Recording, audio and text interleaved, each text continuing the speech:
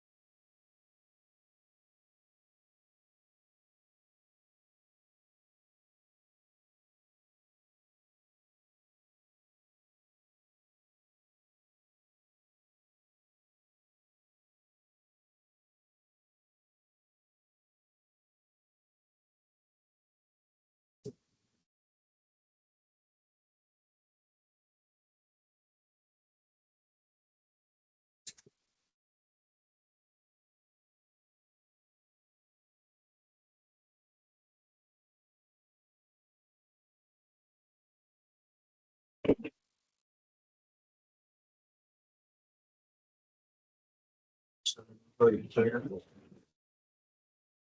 这种的，2人都还做不出来。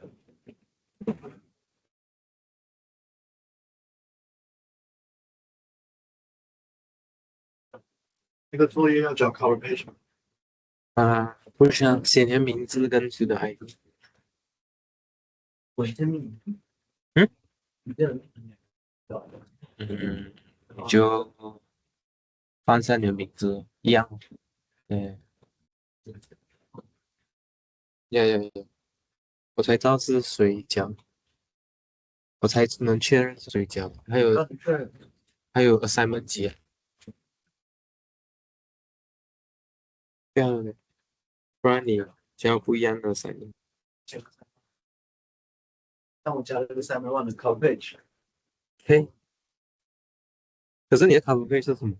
只是 assignment one 然后是跟你的名字、course，还有哦什么签名和什么说自己做地的能力的，啊，OK OK OK，有一个模板直接填进去了。哦，是哪一门课？每一门课都用了同哦，一个模板，你们都有用啊？是 AIT 的还是？但是它是一个表格，然后我们可以对对对，把那个去掉，我明白。换成什么课有啊？都有。都有。因为我把我最重要的就已经写在我的 assignment。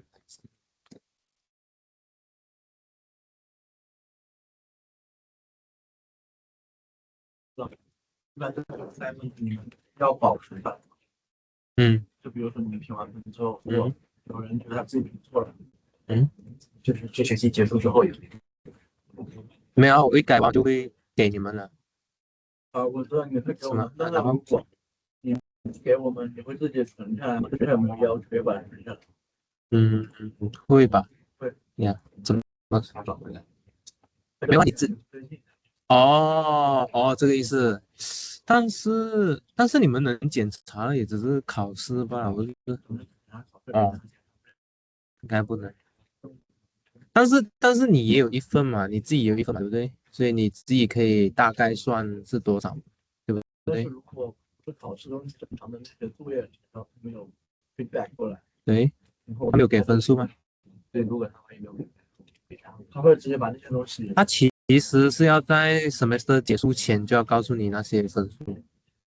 那你有问题啊？你觉得他评低啊？你就可以问他，对吗？啊，那要是没有给，他没有给，你要要求啊，其实应该是要要求啊，你不可以让他自己就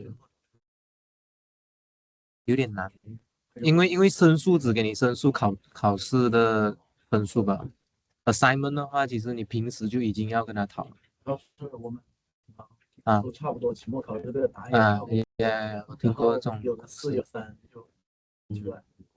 对基本上是这样。所以平常你们会，OK，保留那些 assignment 吗？还是说过一个学期就看老师，这老师assignment 的分其实你要在结束前你就要知道，学校没有要求你保管是吗？嗯，我们会教一些 sample 啊，但是不一定是全部，哦，不一定是，对，学校是会说一句。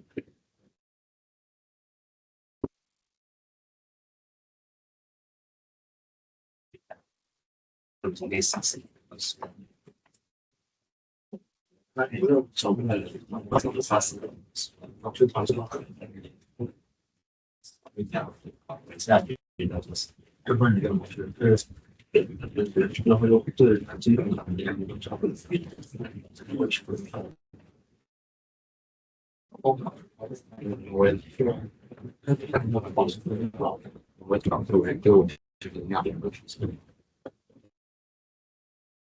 这应该没有先没那么清楚的，我不知道是谁考没出去，去考的话，马上要完成。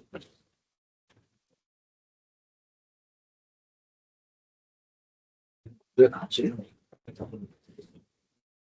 就我做那个是那个，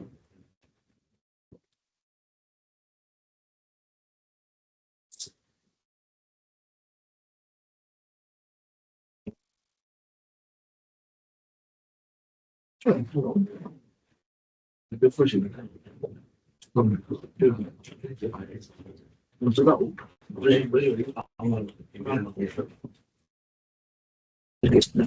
啊，直接涂在上面，直接不是这个现在吗？我把这个没有知道，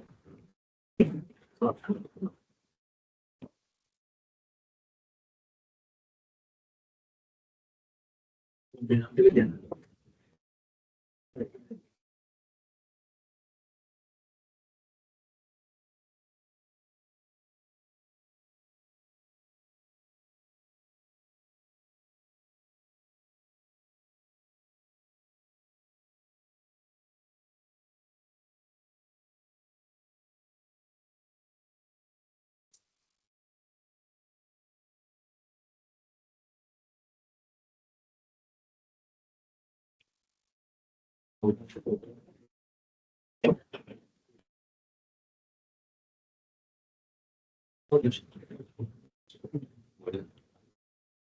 这个企业保护是 请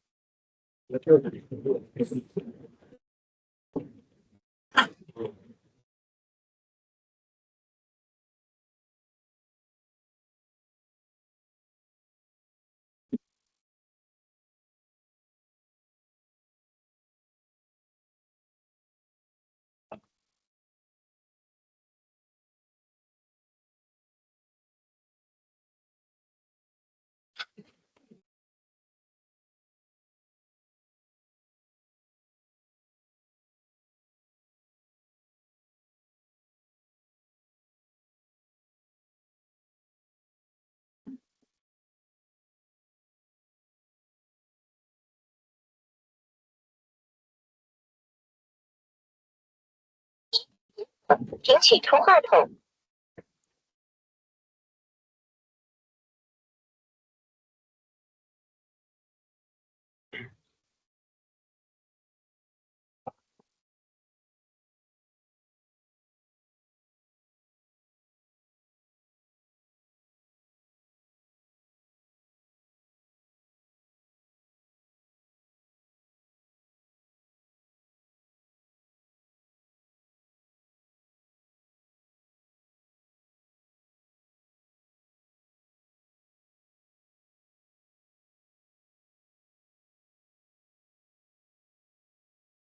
Okay, good afternoon to everyone.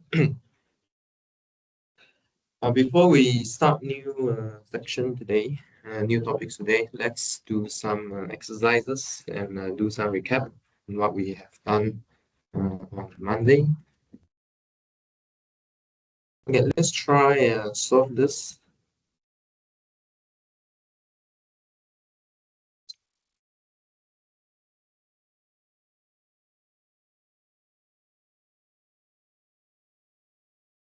X plus 3y equals to 4 5, 3x plus 4.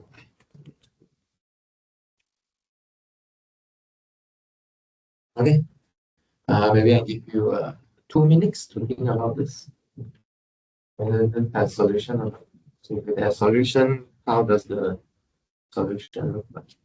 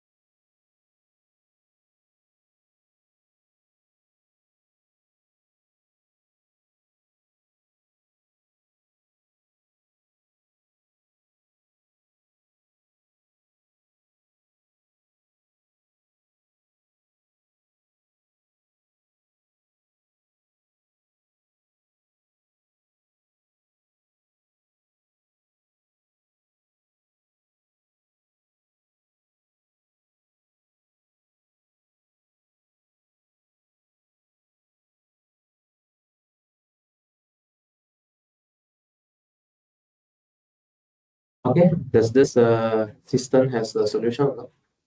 No. Okay, some of you say infinite solution.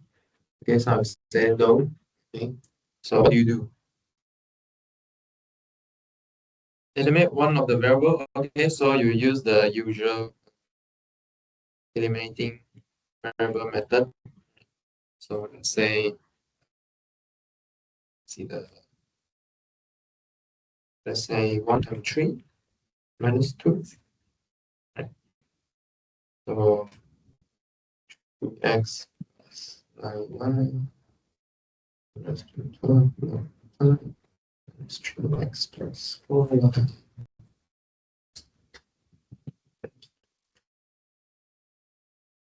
And you'll get 5y inverse and 5. Is it like that? Yeah. Okay. So what did you realize now? I mean, like before even taking this minus, right?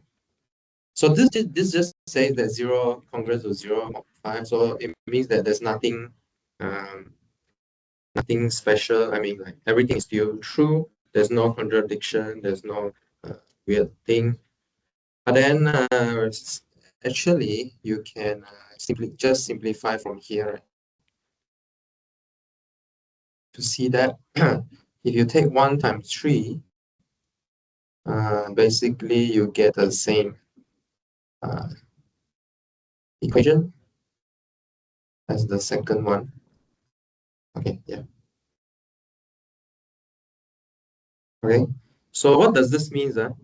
This means that if I have a solution to equation 1, okay, I multiply the solution by 3 will be the solution for the second one.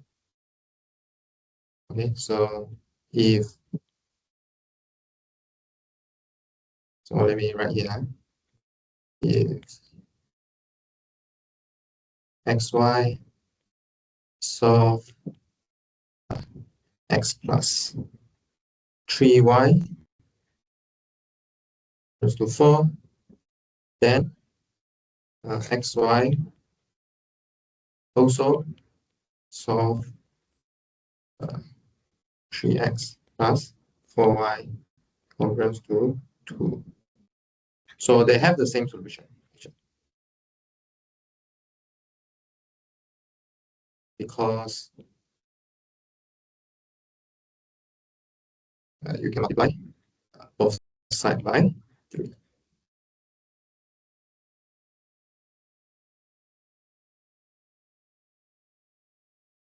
Okay, they share the same solution. Okay, so meaning you just need to solve one. Okay, one congruence here. Okay, but then some of you maybe you want to try and apply the theorem that we learned last time, right? Regarding the discriminant, which we call the sort of Cramer's rule in linear algebra.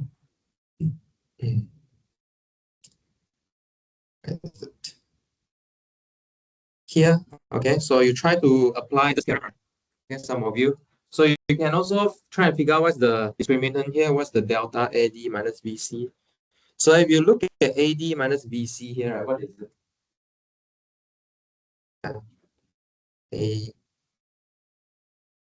AD minus BC, right? What do you get? Minus 5, okay? So what's the GCD between minus 5 and 5? 5. So what does this mean? This means that it doesn't say that this theorem tells you there's no solution. It just that you cannot use. You don't hit the condition yet. Okay, so you cannot use this. So you still don't know whether it has a solution or not. Okay, so you need to solve it yourself. Okay, like what we do now. Okay, so we're gonna solve. So we're gonna ask the question is. So the question here is want to find if ax. Sorry. What? Want to find? What the fuck? Want to show? Okay, doesn't matter. So we want to show that if so just pick one, okay, because both of them are the same. Okay. Yeah. Yeah. So well, I mean, like instead of if, then right. Actually, this is a if and only if. Okay, you can go backward as well. Multiply by 3, right? Is it? Multiply by, what's the inverse of 3? Um,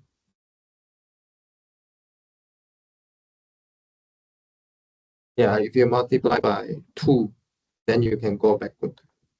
Okay, you can go backward by multiplication by 2. You know what I mean? So if you multiply 2 on both sides of 3x plus 4y, you will return to the first one. Okay, so you can go back and forth. And either solution will solve either one. Okay, so I want to show that x plus 3y is 4 multiply has solution. Okay, so then how to solve this? Well, we return to the idea of linear Diophantine equation. Okay, because for that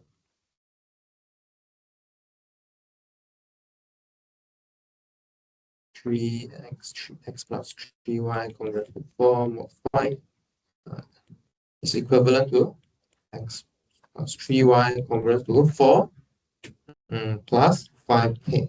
Okay, for some k. That's all we want to solve this. All right.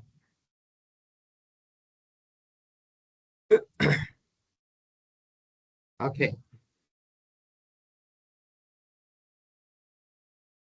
Yeah. Is it possible?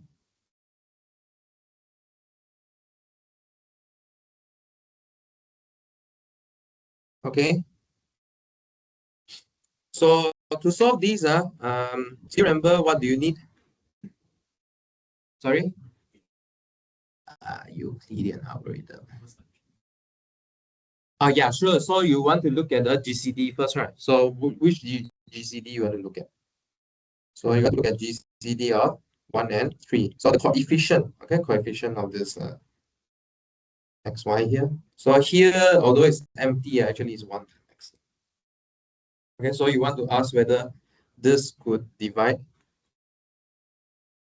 4 or not, for example. Okay. Or divide actually everything there, right? Okay. So what's the GCD of 1 and 3 then?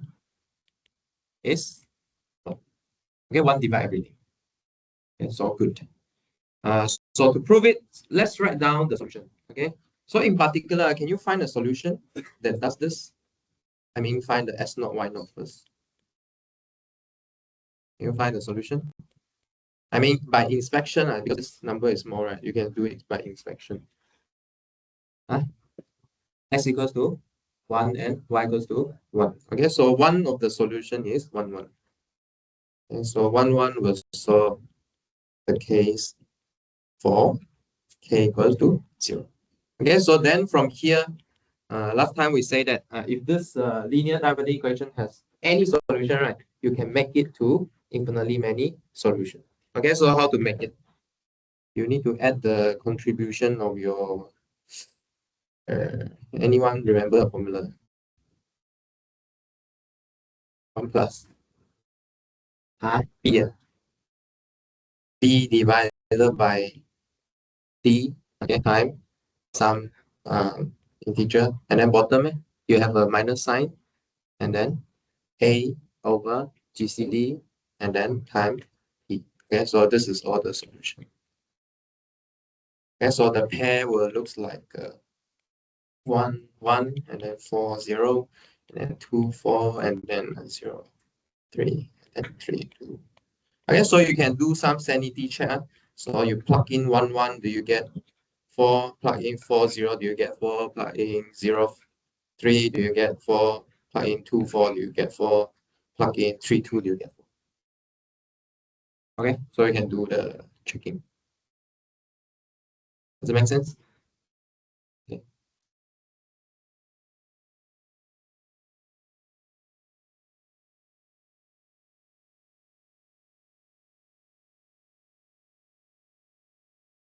Yeah.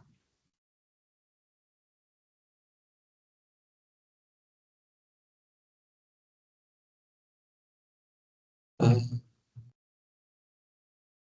So this is for the case k equals 0, right? Okay, so you can even found more solution actually.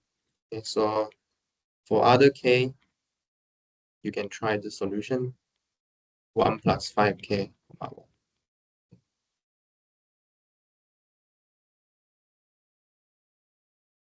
Okay, so this one is just for k equals 0. But for other k, you can try. But then your solution actually only consists of all these because there's only really 5 choices for x and y. So altogether you should have 25 choices. And it turns out that I think half of them is enough. Okay. Right. Okay, so this one is for this.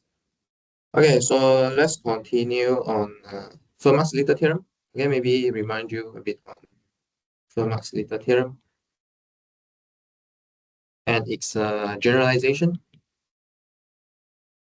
which is Euler's theorem. Okay, maybe we'll try and discuss a bit on the idea of proof briefly, but let's write down the statement first. Okay, so if P is prime, okay, and A is in the positive integer such that A doesn't divide P, sorry, the other way around. P doesn't divide A, then A P minus 1 congruent to 1. How about Euler's theorem? Did you guys use Euler's theorem in your assignment 1 or not? Not? No? No? Supposedly no, but I think there's some idea on Euler's theorem.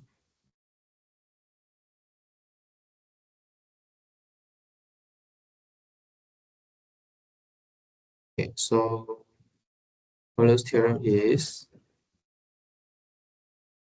if M is a positive integer such that A is an integer such that they are relatively prime, then A to the 5m congruent to 1, 1. Okay, so can you notice the similarity here? So the power they suggesting is the counting of number those are relatively prime to the n that you are putting out. Because for prime, there's p minus 1 integer that's relatively prime to p, which doesn't exist p. Okay, so what's the idea of proving that? It's not too hard. Let me see.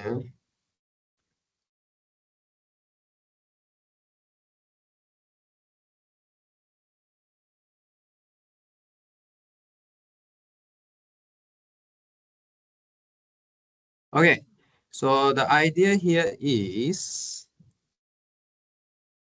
so you basically consider p minus 1 integer here. And so you look at a to a comma out to p minus 1a. Okay, hopefully when I go through this proof, it will remind you the calculation that we did last time, like the 2 to the power 6 mod 7. Right? Okay, so why we multiply by 6 factorial. Okay, hopefully we remind you about that calculation, or you can refer to that calculation again.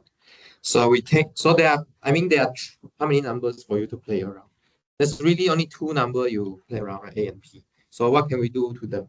I just consider A multiplied by 1, 2, 3, up to P minus 1. Okay, so why do I do this? So note that, note that P doesn't divide all of these. P doesn't divide all of this. Why? Because if P divide any of these, let's say JA, then P will divide J as P doesn't divide A. Does it make sense? Because P is prime, P must divide either one of them. If P doesn't divide A here, then P must divide J. But what's J? What's the possibility of J here? 1, 2, 3 up to P minus 1 is a smaller number than P. Can you divide? Yeah. Okay, so P don't divide any one here. Okay, so this is not possible.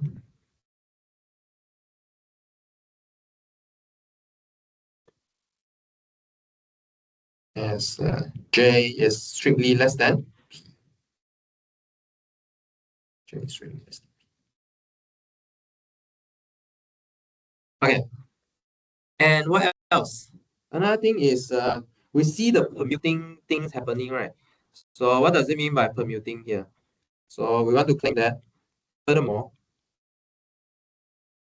no two of the integer or these integers, okay, a to a up to p minus 1 are congruent small. Okay, permutation meaning you don't have repeating stuff. Okay, so that you can do permutation. Or in other words, sometimes we say bijection. Okay, injective answer. Okay, not have repeat, not repeating. Okay. So how to prove this? Okay, how to prove this? So a very standard mathematics trick is you suppose any two of them are the same. Okay, and then you get contradiction. Okay, suppose any two of them is the same. So I use J and K to replace any two of them. Okay, so this J and K will live in between 1 and P minus 1. Okay. But then what can we do to this linear congruence? Not that A and P are what? No, A and P are relatively prime. Okay. Is it clear why is it relatively prime? Because P itself is a prime. So if you have any GCD, it must be like, I mean, greater than 1 must be P already. But okay, but it's not happening because P is not dividing A, so it's not a divisor. So meaning what? Since you have a relatively prime factors there, right? I can multiply by the inverse. The inverse exists. Okay. So the inverse of A exists. So I can do cancellation. Yeah, I can cancel both sides. So if I do cancellation law, J congruent to K more. But we started with J and K are different. Okay, no? Okay, so that's why you will see this permutation. You won't get back to the same number. Impossible. Okay, because of the. Does it make sense? Okay, so it's not a magic. It's not just by multiplying, then you see permutation. Actually, because of this reason here. Okay, so in this case, as a consequence, as a consequence,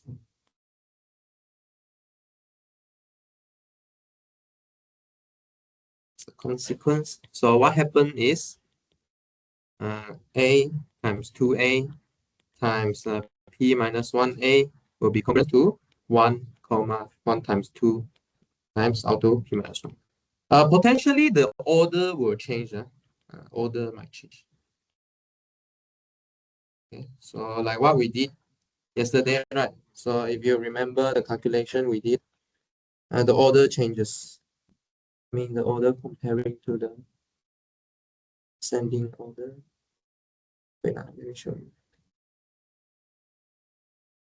Okay, so you can see that potentially the order could change, you see? So 1, 2, 3, 4, 5, 6 become 2, 4, 6, 1, 3, 5. Okay, the order might change, but you'll get back the same set of integer. Does it make sense? Okay. The nice thing about this is this mod n is very important. Otherwise, if you multiply by multiples, right, definitely you get a larger number. But then after modding, you will get back the same set. Okay, so that's why we concerned about this complete residue system. Okay, or later or yesterday we introduced reduced residue system. Okay, because every integer will belong to exactly one of the integer. Not belong, I mean equivalence. Okay, congruence to one of the integer. Okay, so in this case here, what do we get if we factorize on one side? On one side, I'll get a to the p minus 1 times p minus 1 factorial. On the other side, I just get p minus 1 factorial. Does this look familiar to you? Right, in this calculation here. You see? This. Okay. And uh, then what to do next? Then why can we do cancellation law? Because if you look at the GCD between p minus 1 factorial and p, you should get.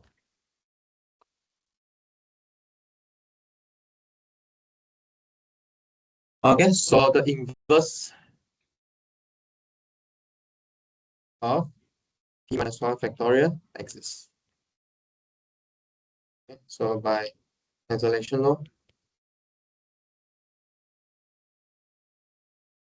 into the p minus 1 congruence to 1.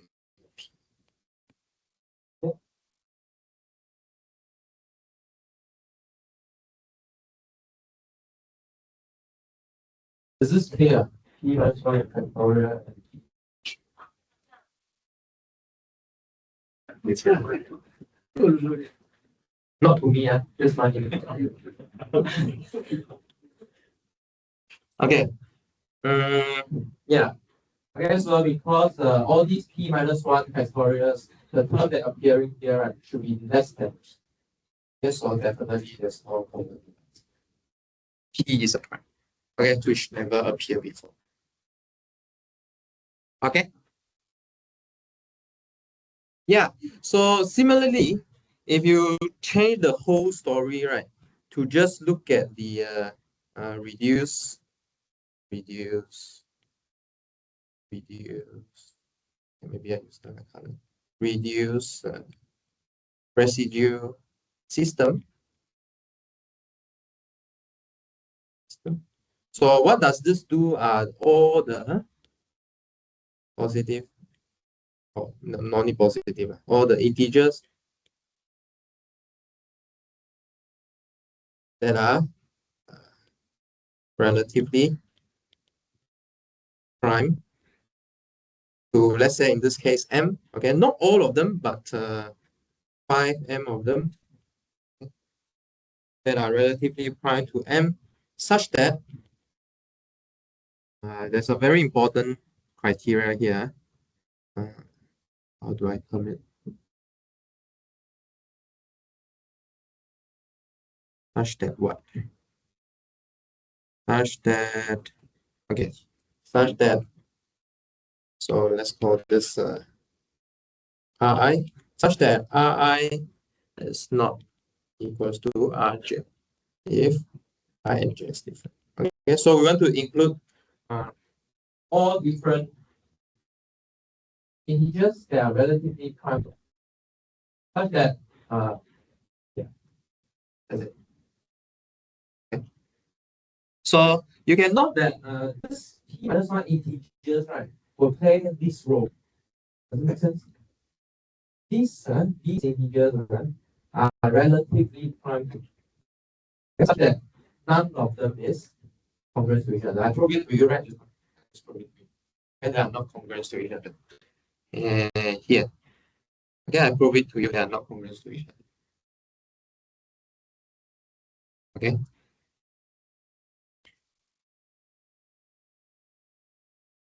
Yeah. Okay. So this reduced residue system will play the same role of this p minus 1 integers inside Fermat's little bit. Okay. So then the proof will go on. Okay, using this reduced system, reduced residue system. Then the power here will get replaced by 5m instead of m minus 1, because what is important here is these p minus 1 integers are relatively prime to p. Yeah. So this is the key here. Okay, so this is the key. So this is the key. Relatively prime 2. Okay, so that we can do this trick here. Okay. So far, any question?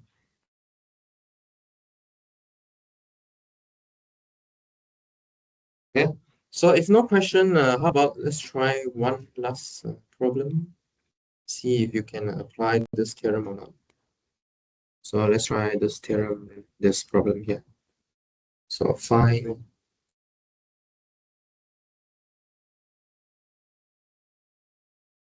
the least positive. Okay, in the notes, it tells you say residue, or you can understand this as remainder. It's the same.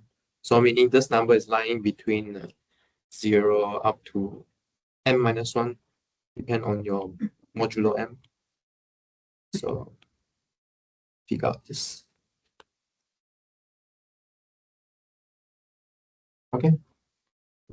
I think last time, if you solve using the method we learned last time, right, you will get what is 2023 mod 12 first, and then you will group by hours, right? And then you reduce.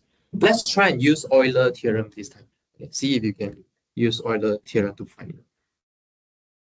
Okay. Maybe I write down the last time method. So last time method, you'll try and figure out 2023 mod 12 equals to what, and then so try Euler theorem this time.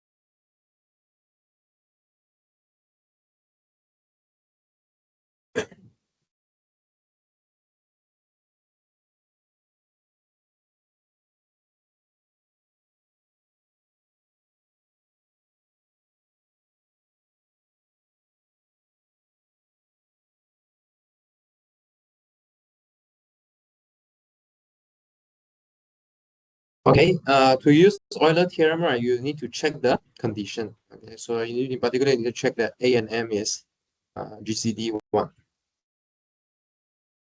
Okay, so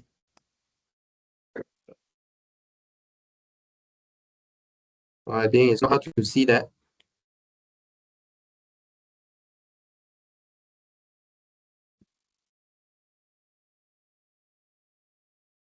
GCD of 2023 and 12 is 1.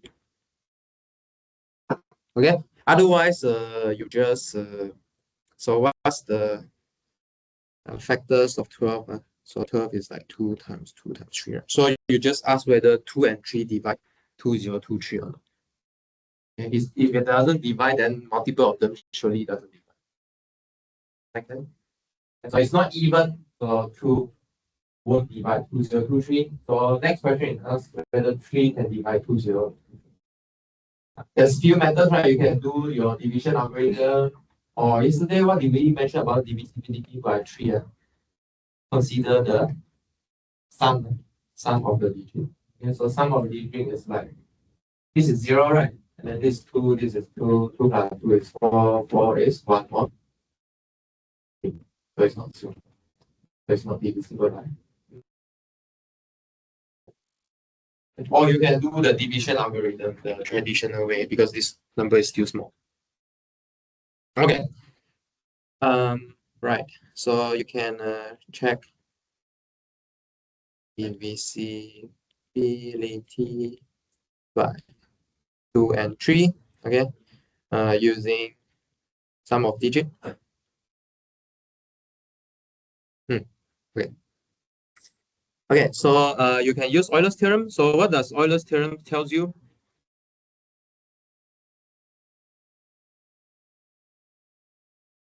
Euler's theorem, it tells us that 2023 to the phi of 12 is congruent to 1 mod 12. But what is 5 of 12? How many numbers is relatively prime to 12? 1, 2, 3, 4, 5, 6, got 2, 7. Okay. So here there's 1, 2, 3, 4, 5, and 7, and then 8, 9. 9 got 3, 8 got 4, 10 got 2, and down until 11. 12 obviously has a common divisor of 12. So only just 4. Okay. So if you look at this 4, this number is so small, you need to figure out for this big number means what? You want to split out the 2023 power here. So now 2023, 2023, you will do division algorithm on the power. Okay. So I reduced 2023 to 7 okay, for this case. Okay. So it's like a mix of method that we learned last time.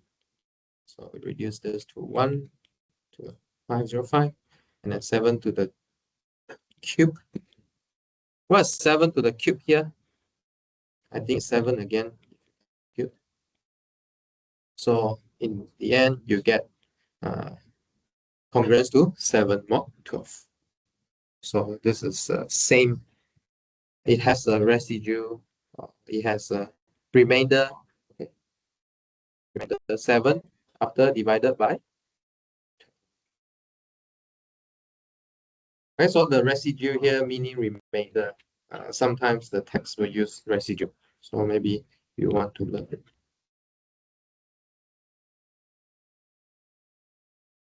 Okay. So far, so good. Any question? No. Okay, if no question, I will continue to the next part of the story. So we'll go into chapter 3. Okay, so chapter 3 is about multiplicative functions. So let's start with some special function here. We call it arithmetical function. Arithmetic is a number related. So this function is related to number. But what kind of number you are considering? So you are just defining for all positive integer. Okay, so it just work for positive integer. Actually, we have this kind of function coming out already, like the pi x and the phi x. Okay, so we have defined two such uh, arithmetical function. So for example, pi x and then pi x. Okay, so pi x is what? Calculating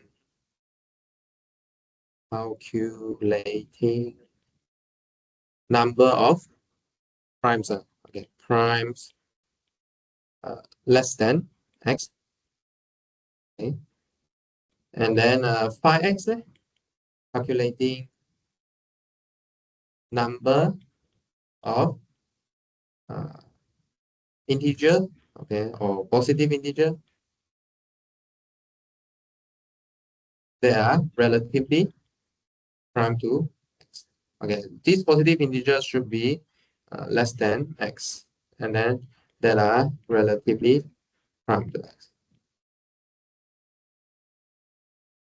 Okay, so we have seen two kind of function already. Okay, next, okay, stated here, Euler phi function. Well, we can define a very simple function. Okay, fn equals to 1 for all n. Okay, what's this function? This is like a constant function. Okay, constant function is uh, always the simplest function we had. Okay, so how do you imagine constant function? You should imagine it as a straight line because we define on integers, right? So I don't make it a line, I make it discrete, but it lies on the line. Okay, line on the straight line, horizontal line in particular. Okay, constant function. Or you can do some fancy stuff. You put a logarithm. Okay, put a logarithm. So this function you should know, right? I think something like this. Okay, so define for positive integer, right? So you will start with like 1, 2, 3, 4. Okay, so your log n will follow this graph. Okay, okay, okay. So yeah, and well, you can do n square as well. Do you still remember the basic shape for your n square is a parabola? Yeah, parabola. But you only care for integer point. 1, 2, 3. Okay, integer point only. Does it make sense? So it's like a discrete version of your calculus. Basically. The discrete version of your calculus. Your calculus is on real number. It's a real number line. But we just care about discrete number. They are like at least one distance apart. Okay. So next, what are the property we care about this function? Because if you note that what's the structure of our number based or referring to the fundamental theorem of arithmetic, okay, we should be able to break our function into products of prime. Okay, so we want to ask, how does this function react on these products? Okay, can we split them or not? Okay, so meaning, let me show you some picture here. So maybe if I have 2mn here, okay, if I multiply first and apply f, is it the same as I apply f on individual term first and then I multiply them? Are they the same? Not necessarily the same always. Okay, if they are the same, we will call it multiplicative. Okay, m and n are relatively prime, so meaning GCD of mn is 1. Does it make sense? Okay, not every mn when they are relatively prime. But if it is true for any mn, we will call it a completely multiplicative. Okay, so this one is stronger. Okay, no condition.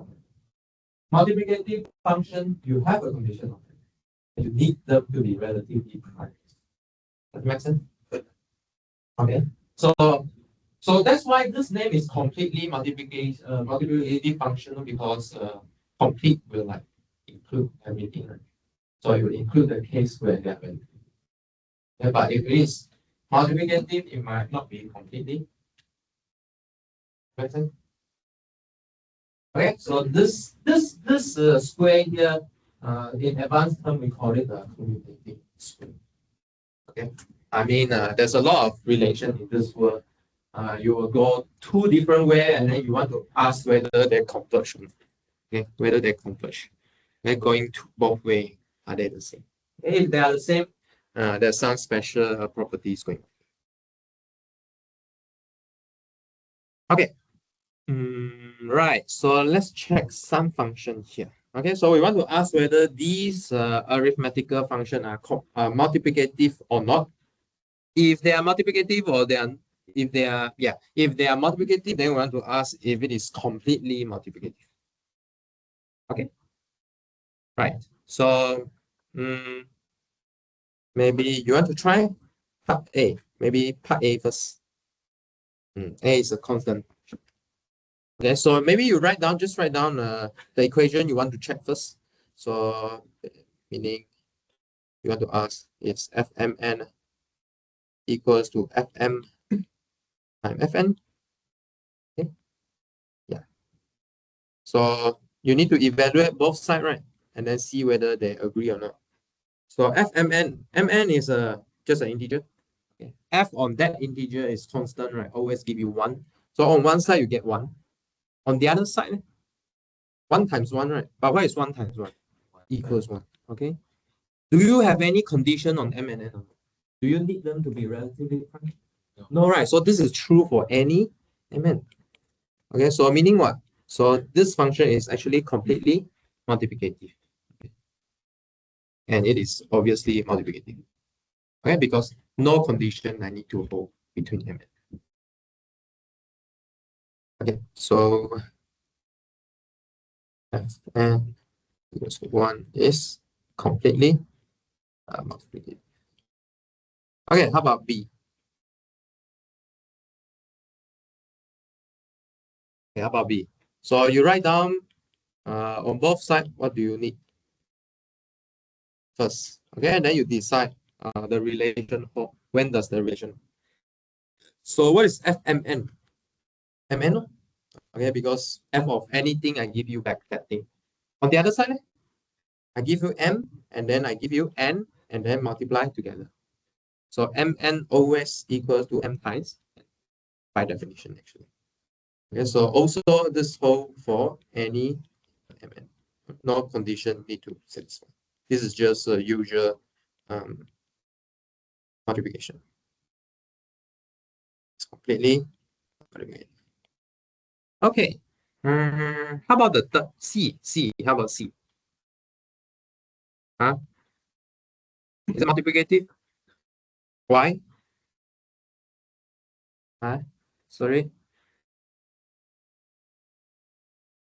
So someone claimed that Fm is not equal to Fmn is not equal to Fn. So meaning what? You are trying to solve log Mn equals to log M times log N. Do you have this formula? No, multiply, sorry. Okay. Okay. Do you have this formula? Do you have this? No, huh? In mathematics, right? If you say no to this, you actually need to provide a counter example. Then you need to give me one m, one n, such that this doesn't work. You cannot say that I didn't prove it is right, so it's wrong. No, you need to prove it wrong. And to prove it wrong, you need to give me one counter. Because sometimes it could be correct, Under some n, maybe this is right. And under some n, this is right, right? But right, you put m and n is correct, right? But it doesn't true. It is not true in general. That's why you need to give me one example. Can you give me one example? 1 and 2. Okay, I never verify. Maybe people take your calculator. But I guess in this case it's easy, right? Because log 1 is 0. So on one side you get 0, the other side surely non-zero. Yeah. Because if you look at this graph here, log 2, I think somewhere higher. Okay. So these two are not. Okay. I mean, if you maybe for some of you that need some details, maybe you write down. Let's say log 1 times log 2 is 0 times log 2, which is 0. But then log 2 is blah blah blah, which is non-zero. Okay. So log 2 times 1 is not equal to log 2. Okay. Right. For the next one, wait. So what's the conclusion here? Hence, f is not completely, well, it's not multiplicative. Actually, multiplicative.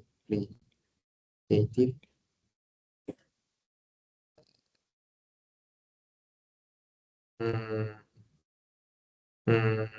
wait, let me see. It's not multiplicative. Mm. So we want to prove it is not. It's not completely. Wait, let me think. Uh, yeah, it's not. So completely multiplicative implies multiplicative. So if it's not multiplicative, then it is not completely multiplicative. Okay. And not that this GCD. So not that. Let me use this. So not that GCD of 1 and 2 are what? Okay, so 1 and 2.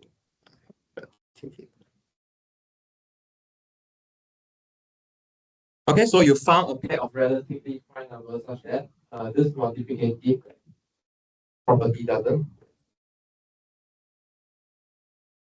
Okay, any question so far? Question? No? Okay, so continue. So let's do n square. Okay, how about n square here? Okay, what do you think? Okay, so you write down what is f of mn, and then you write down what is fm times fn. Okay, so on one side you get mn square, right?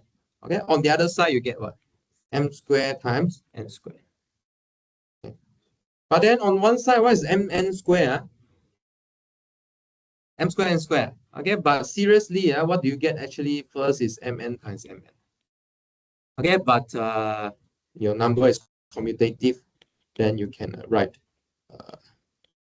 it as m m n n. The order is not doesn't matter, because if you learn a bit more maths, right? Sometimes the order does matter. You can do this because our number system is 2 times 3 equals to 3. But this is not always true in different system. Okay, and this is true for all mn as well, right? No condition. So f is completely, and hence, okay. How about the last one? Fn equals to n. How about this? How about this? No one. Okay, so maybe you want to write down what's going on here. Let's do some draft. So fmn will be mn plus 1. Fm times Fn will be n plus 1 times n plus 1, right? Okay, so you noticingly there are something extra, right? Like what I told you, right? Maybe for some mn it is equivalent. So you need to give me some counter example. So you need to find some mn it doesn't work. Sometimes it works, but you need to prove that sometimes it doesn't work. So that it don't always work. Want to try? Hmm? Try two numbers if you believe that it doesn't work. So obviously, you need to try some NN that's extra. Right? This MN should contribute to the difference, right? Okay, so you need to pick the two numbers such that this MN will survive.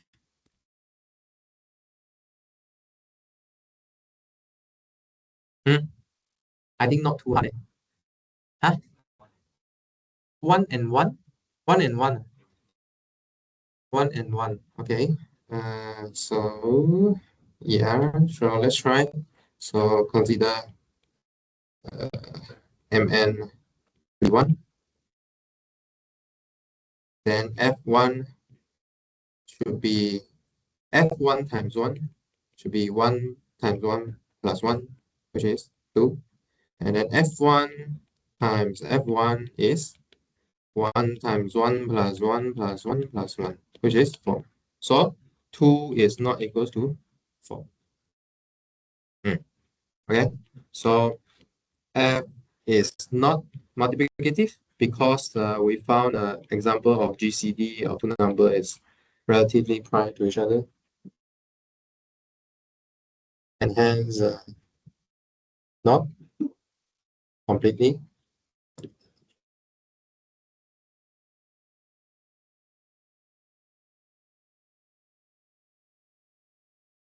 Okay, so note that maybe I want to remind you, not multiplicative, you need to come up with a counter example such that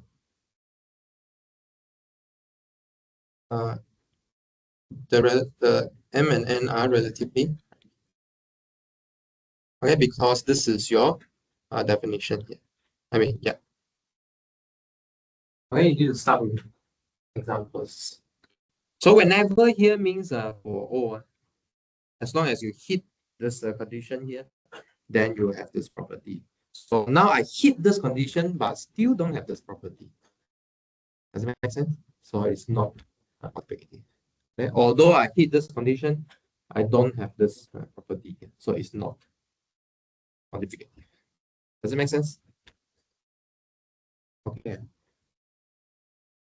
Okay. Yeah. So yeah. Okay. So if it's not multiplicative function, then it is not a completely multiplicative function. So maybe I write another remark here. So completely multiplicative. Well, let me think. So what's the order? Yeah, for all. Okay. Completely multiplicative function will imply a multiplicative function. Okay. So this is also suggested by the name because it's completely multiplicative. So definitely the usual multiplicative function is still is completely multiplicative.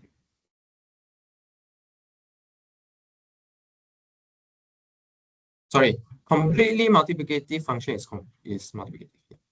Okay, because this is true for all mn z plus, but the bottom here there's an extra condition.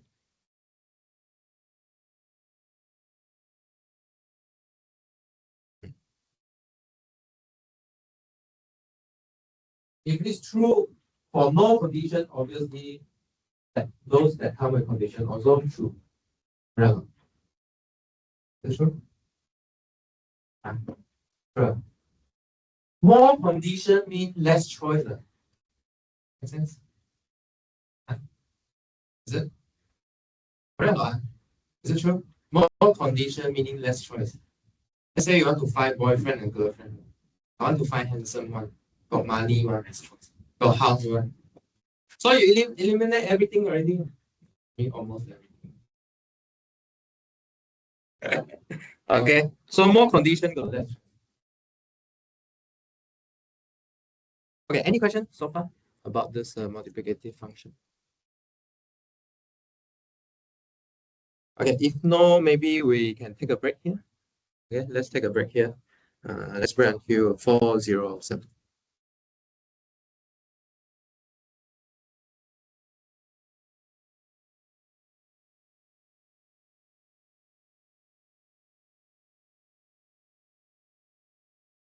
讲这个，是为什么只要证明这个有解，就是它这个整个就有这样的理解。你从没看理解。你猜我这个地带了。我那个去那个，基本上演员不够用，演出。就是为了拼图还能打过去。左边有一个我跳，左边有一个那个是吧？有个选，我只把三个改成两个，我这是用中文是对，气死，这个哎呦我去，知道可以。OK， 最前面这几个，然后就是我们找到一个这个，那然后是要去证明它是不是有解释，那为什么就是可以，就是只要证明，就是这两个其中一个有解？哦，因为如果这个有解的话，你乘3过后就变成下面这个了，所以是同一个东西。这个乘3变这个，对，看得出吗？你乘一乘，乘3以上，这是3x 嘛，对不对？这不是9，但是 mod。对呀、哦，OK，变成这个，所以就是只限于有这种条件才行，就是只能看一个，因为它俩是等价的。哦，是这样。OK，好，做出来的结果是不一样的。不一因为懂这个 K，你可以想看一下这个某个 K 可能可以让你达到这个有可能性啊，我不确定，有可能是算错。第二个可能性是只是写法不同啊，就是说你可能带一个 K，你懂什么意思吗？就是说，就是说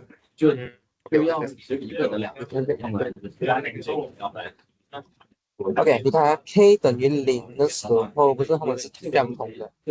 比如说你这个带 K 等于1嘛，你现在能不能够解这边带某个 K？如果不能的话，就是代表这两个有问题。嗯嗯嗯嗯嗯嗯这个相当于这个其实可以它这个前面的系数2倍，意思就是说这里如果对呀，但是它可以取3，这个就得取3/3，就显然不符。我想一下，你的想一下，对，不可以取3，但是，但这两种算的，所以算是不一样，那这样的话就有错了。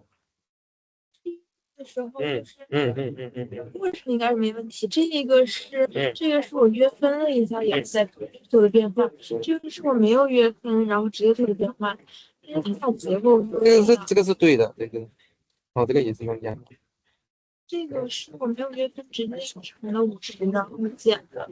应该没有问题啊。但是这个也是啊，这个是我只有约分以后，然后再减的。什么说约分呢？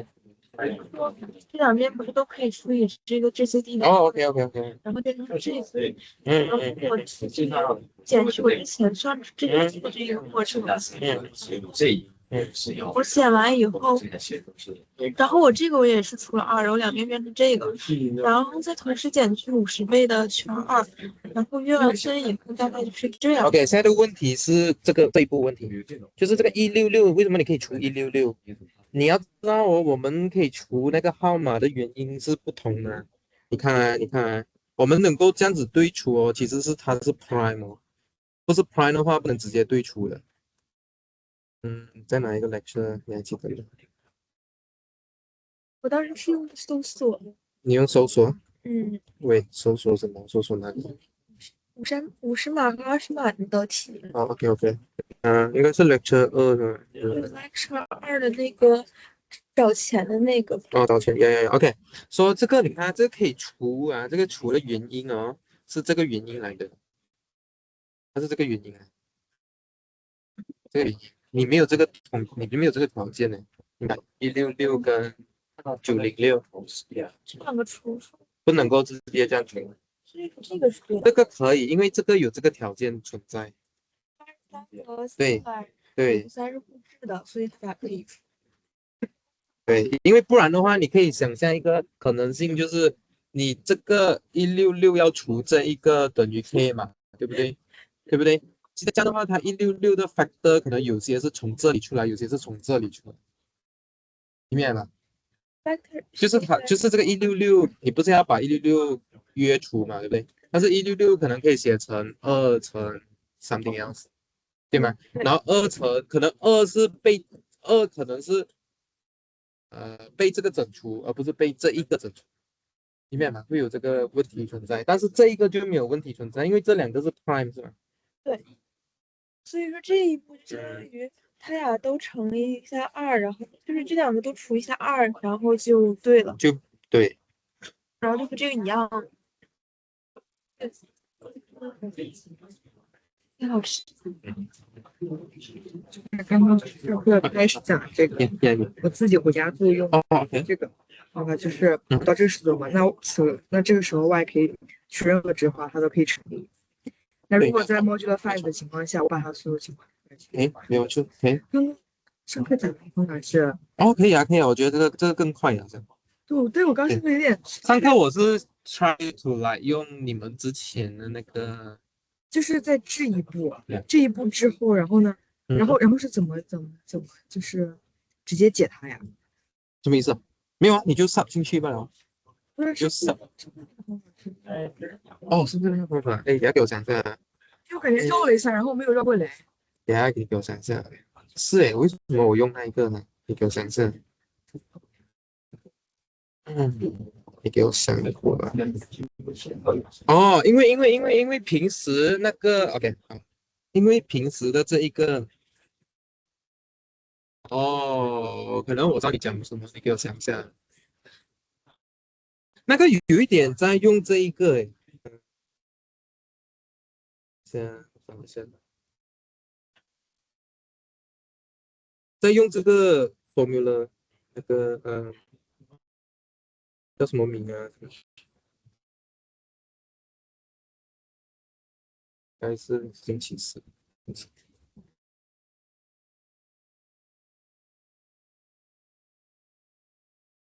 然后我们用这一个，对，到哪去？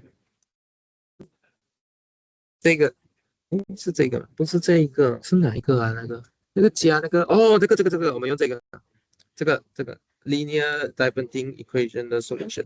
对，上课找的没有找到，我也哦，你没找到就是在前面 linear 对 chapter 2之前是 chapter 1的东西在哪里？肯定是在 GCD 后面。等一下，这个吧，这个用这个，这个。就直接对的是一个方程解就可以了。你这个是你没有经过这个没有呀，你没有经过这个，你直接就是在这个 linear function。我如果按照上面讲的，我算到这一步，只是证明它有无穷多的解，然后我再通过这个方法把那个无穷多的解一个一个解出来。其实这个解已经够了，只是说我把它推成就是 linear diverging 的方法去解。你这个就是直接在这个 congruence 里面解了。因为你可以把这个零放进来嘛，你就知道 x 要乘以什么，你把 y 放进来，你就知道 x 要等于什么。对。对。好，OK。是这样的，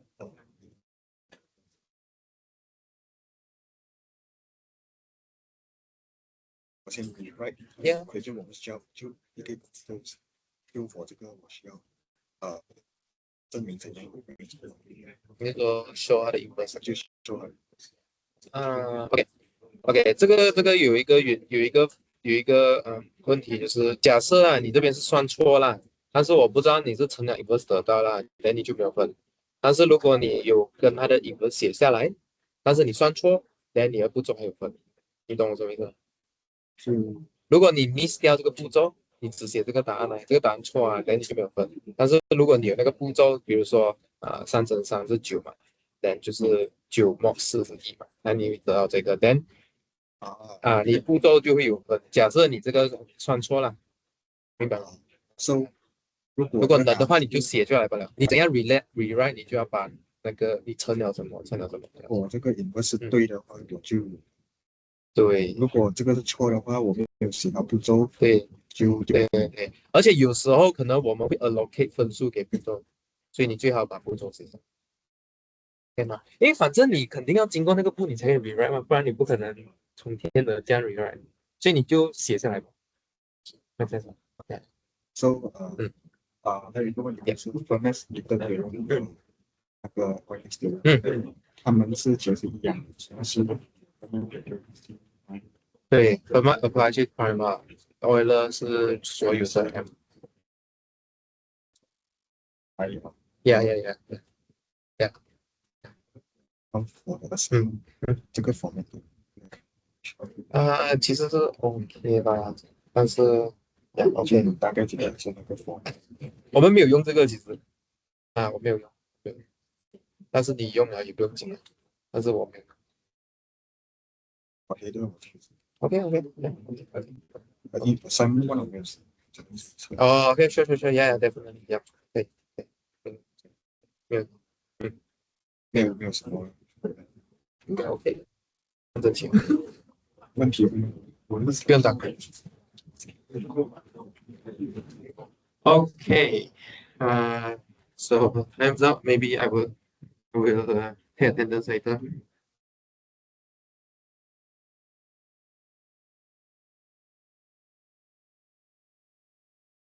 Okay.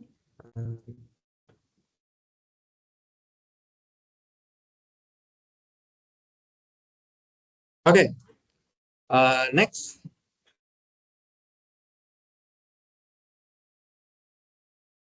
Next theorem is I think we know already. So if P is a prime, then phi P, the Euler phi function is P minus 1.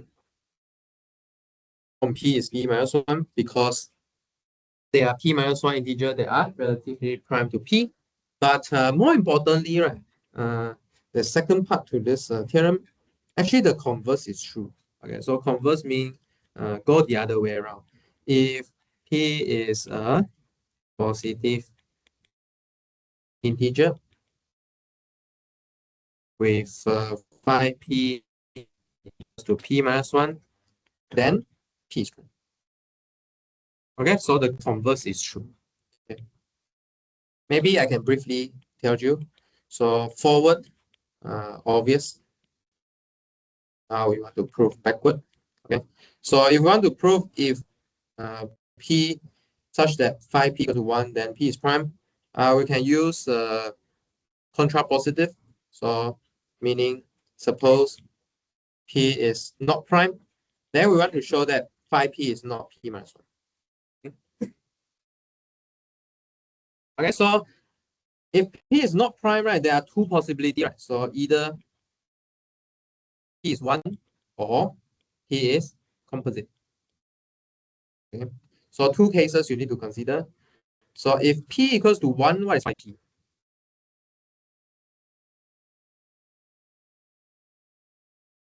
1.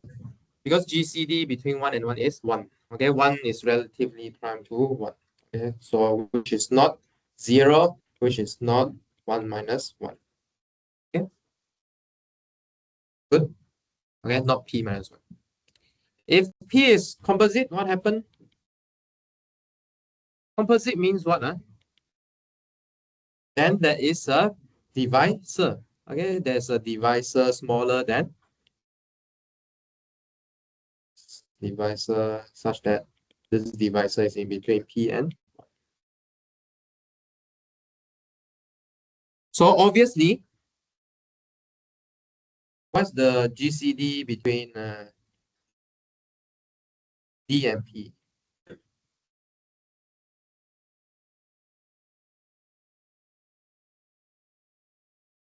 Hmm?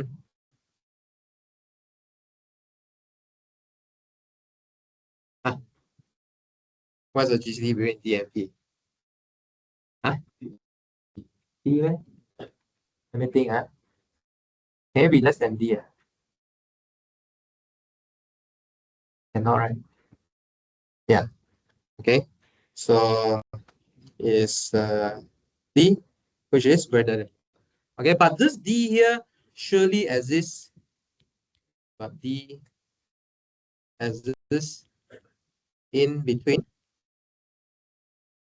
1, 2, up to somewhere D, blah, blah, blah, until P minus 1. Okay.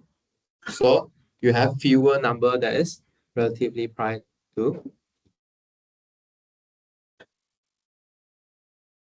Does it make sense? So they are less than P minus 1 integer that are relatively prime to P. Okay. Does it make sense? Okay, so if you have phi P equals to P minus 1, that P must be. Okay, if P is prime, then phi P minus P minus 1 is. Sorry, phi P is P minus 1. Okay, so phi P equals to P minus 1 if and only if P is prime. Okay. So given this theorem, you don't need to list down the what are the p minus 1 number already? I think it's obvious what is the p minus 1 numbers, right? Everything less than p. Okay, so let's try this example. Find phi of 23. So is 23 a prime? So fine. Yeah, good. So since 5 of 23 is, sorry, 23 is prime. Since 23 is prime, 5 of 23 is 23 minus, which is 22. Okay. You can list down the 22 number, right? 1, 2, 3, up to 22. Okay. Okay, how about next one? How about this? Okay, this is not prime anymore. Okay. So what do you do? You need to think a bit, huh? List, huh? Okay. So can you list? Try and list. Yeah, try and count.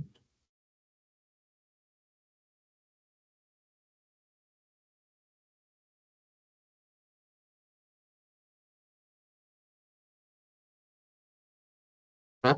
How many? Huh? How many of them?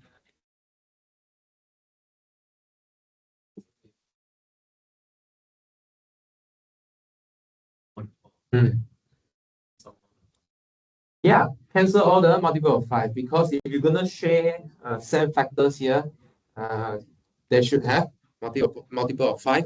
Okay, so instead of listing everyone and check, right? So you can delete. So what do we delete? So those so wait, so those integers less than or equal to 25 that are not relatively prime to 5. Okay, there's only factors of 5, right? So we just care about multiple of 5 here. So there's only one type of factor appearing. And how many of them? There are actually 5. 5 of them. Okay. So hence, what you do is 525 is equals to 25 minus 5.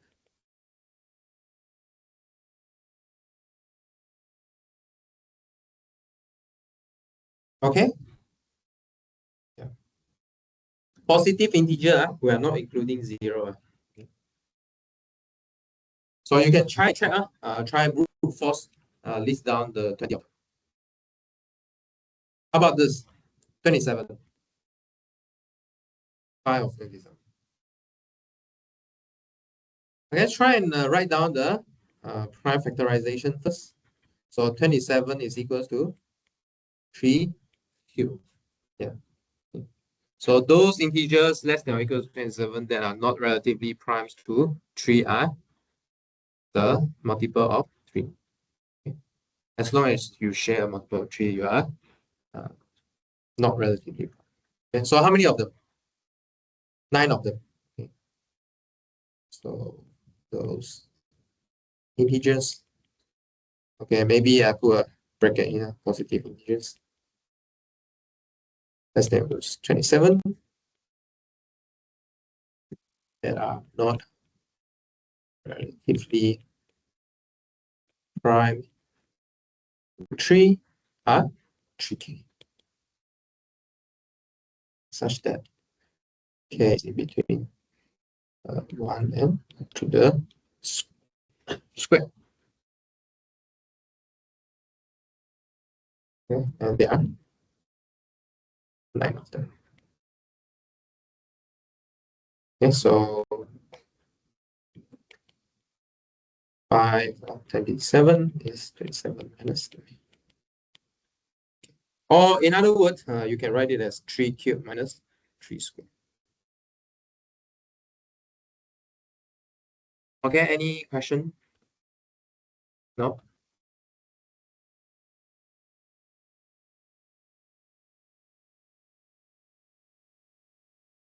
Okay, so actually you discover a formula that is if p is a prime, okay, then 5p to the n is just p to the n minus p to the n minus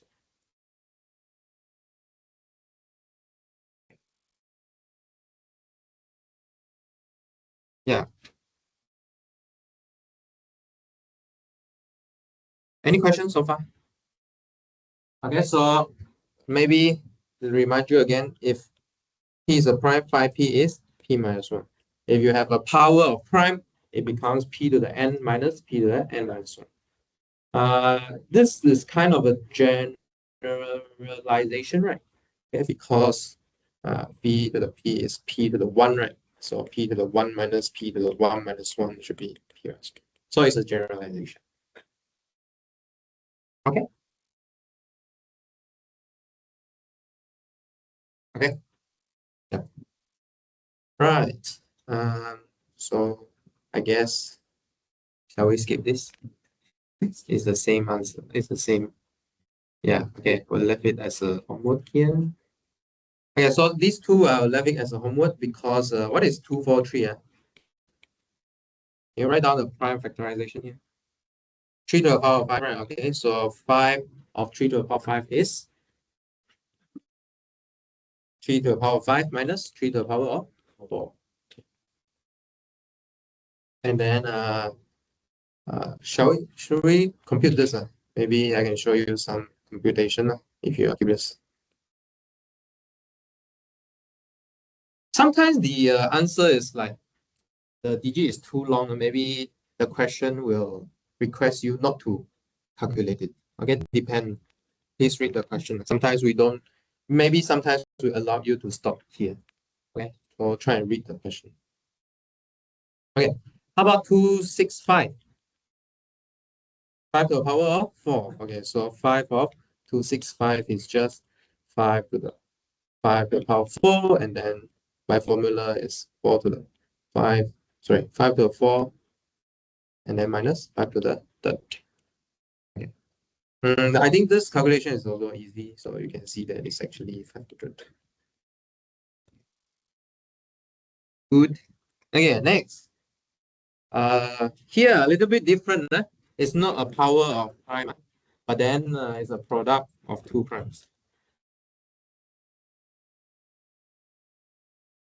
Okay. Maybe someone can tell me what's 510.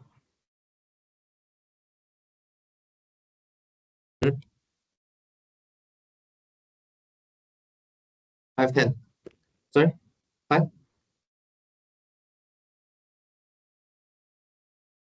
do you mean? What is 510? 5 on 10. 4. I heard someone say 4. All right. How many of I mean like okay. Well, I mean we can list down all the number, right? Maybe I list in this way, suggesting something is trying to happen. Okay, so what we do is what are the number we're picking up? We pick up 1, right? We pick up 3, right? So we pick up 7, right? We pick up 9. Okay, the rest is has some common divisor with 10. There's not one. But then there's some heuristic method here. So 4 is 1 times 4. At the same time, we know that what 5 of 2 is 1, 5 of 5 is 4. Okay, p minus 1. Okay, so we try to relate these two things. Try to prove that this number 4 actually comes from 5 2 times 5 5.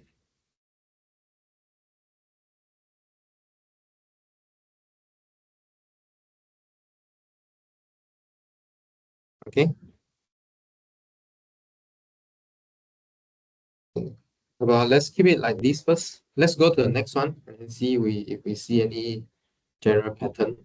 So how about 520?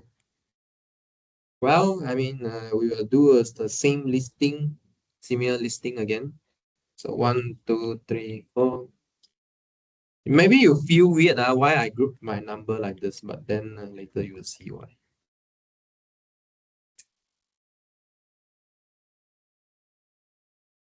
Okay. Should be 17 right here.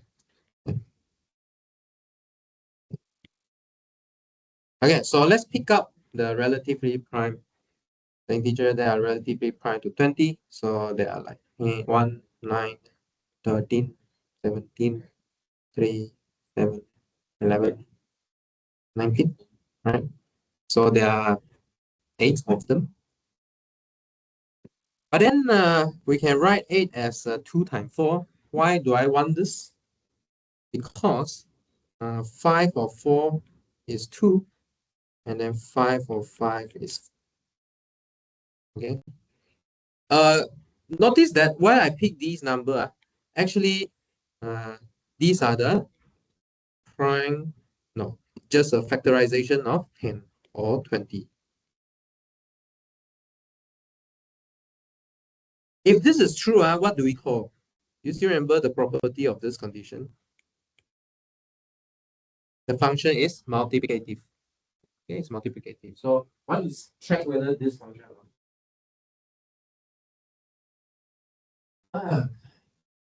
Right.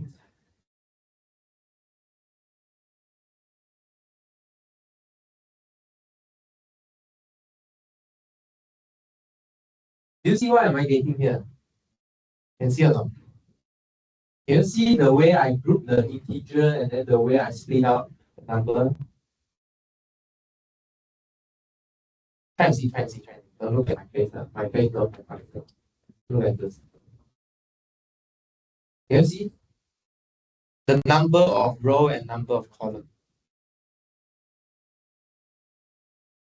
For the first one, I have 2 rows, right? 5 columns. 5, 2, and 5, 5. And then for the second one, I have 4 rows and then 5 columns. Then this 4. Okay. More to that, more to that. Look at where these relatively prime number appearing. Where do they appear? For the first one, they appear in the same row. You see, there's 1, 5, 2 is 1, right? And then 5, 5 is 4, meaning this row has 4 of them. For the second one, 2. You have 2 rows that contain relatively prime integer.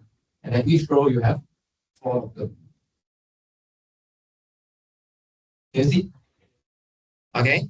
How about you verify this guy here? Can you use this method to figure out what is 500? I give you 3 minutes. Okay, let me take attendance. You try and figure this out. Yeah, use this method and then try and figure out what is 5 or 100. Let me take attendance and then you can try this grouping.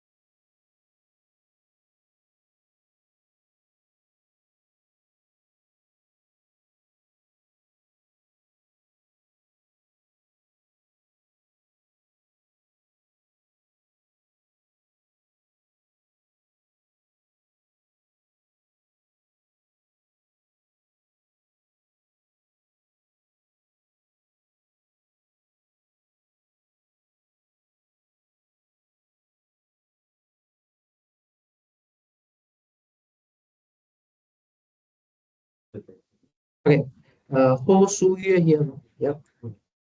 施杰生 ，okay. 方家豪，李承铉，OK. 周鸿祎，朱祥泽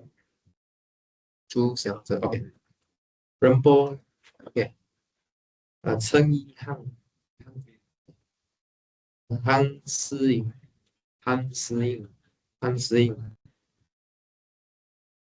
刘贞贤，姜东俊，叶伟痛，陈子涵，王金珍，汪一佳，橙子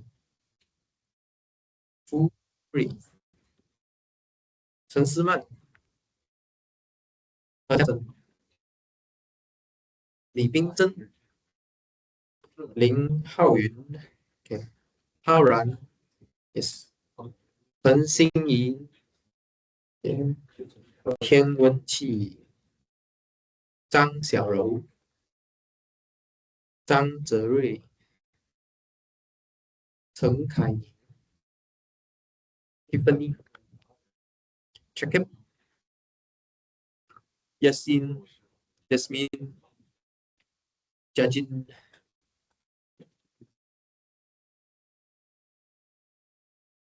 okay what did you try huh what did you try 40 oh you found 40 okay good did you use the table method or you list down huh wait you use 5 4 what do you mean 5 4 oh okay 5 4 times 5 4 25 okay good okay this is what I did as well so 2 times 20 so the picture I got is something like this maybe you can compare with your picture yeah wait let me show you my picture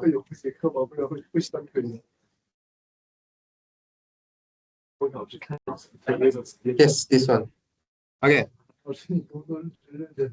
yeah so do you get this picture here huh?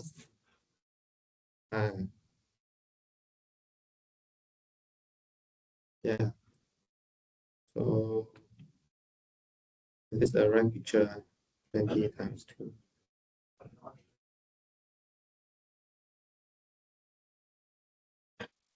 yeah is this the right picture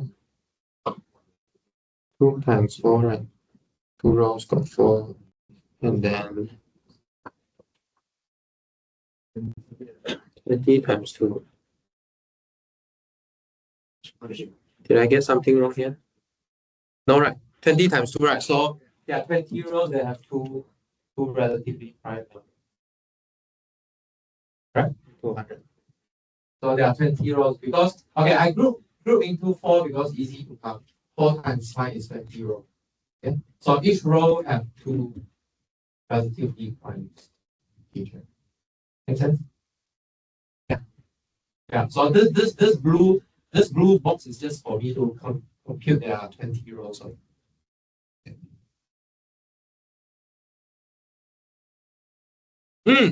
so maybe don't prove it today let's see if I can prove it next class but then what we want to infer here is Euler phi function is multiplicative okay multiplicative only because if you realize how you split them is you need to make sure that their GCD is 1 okay?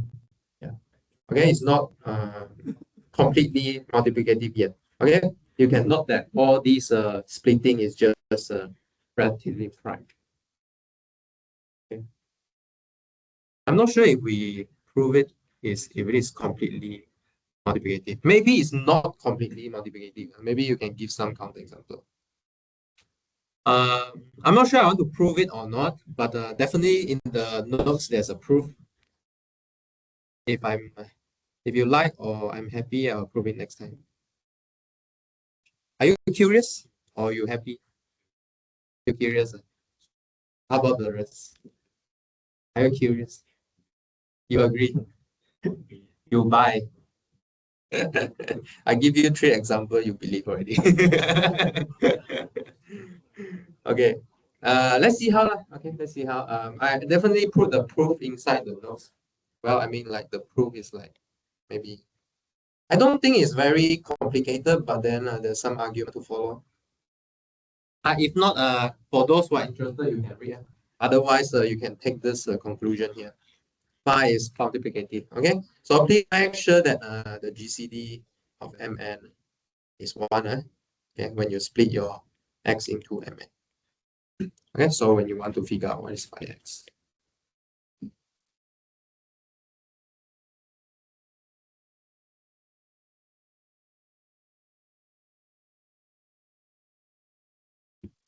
Okay.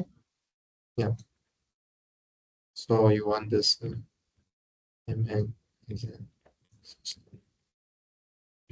mn and then the GCP is. Okay. So the first one is the English statement. The second one is what you want to check. Okay, this is the mathematical statement for two. Okay, so far so good. Okay, so this multiplicative property helps you to do what? You can split the big five, I mean like five on a big number to reduce to product some smaller five. Okay, five on a smaller number, then easy to compute. Why easy to compute? Because we know what happens to powers of prime. Okay, because if you're gonna split like that, there's a theorem like this.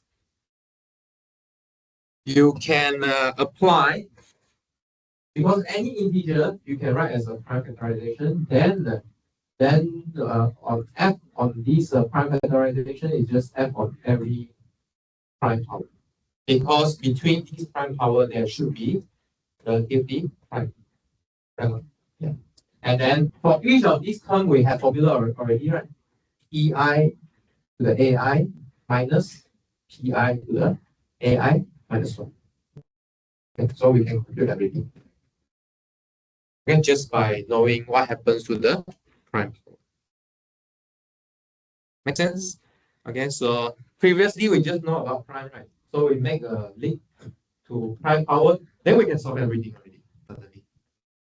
Okay, due to fundamental of algorithm. Okay. Question? No? Okay. Yeah. So here is we can apply previous. Okay. So apply multiplicative property on F as Pi, Ai, and Pj. Ij are relatively for I not equal to j. Okay, if you randomly pick two of them, they are relatively because they are. Okay, so let's apply this to 1,000. Okay, so how to split 1,000? 5 of 5 to the cube, 2 to the cube. Okay, and then if it is multiplicative, then we can split out like this. And power, prime power, right? So we have 5 cube minus 5 square times 2 cube minus 2 square. Yeah. Okay, so 122 minus 20, sorry, 125 minus 25, and then 8 minus 4, multiply together, we get 400. Okay, so there are 400 of them. I'm not asking you to draw a table. Okay, how about 360? 5 of 2 cube times 3 square times 5. Okay, so blah, blah, blah, blah. If you apply formula, what do you get? 4 times 6 times 4. Is it? 2 cube minus 2 square, and then 3 square minus 3, and then 5 minus 1. Okay. So which is 96. Okay, try forward.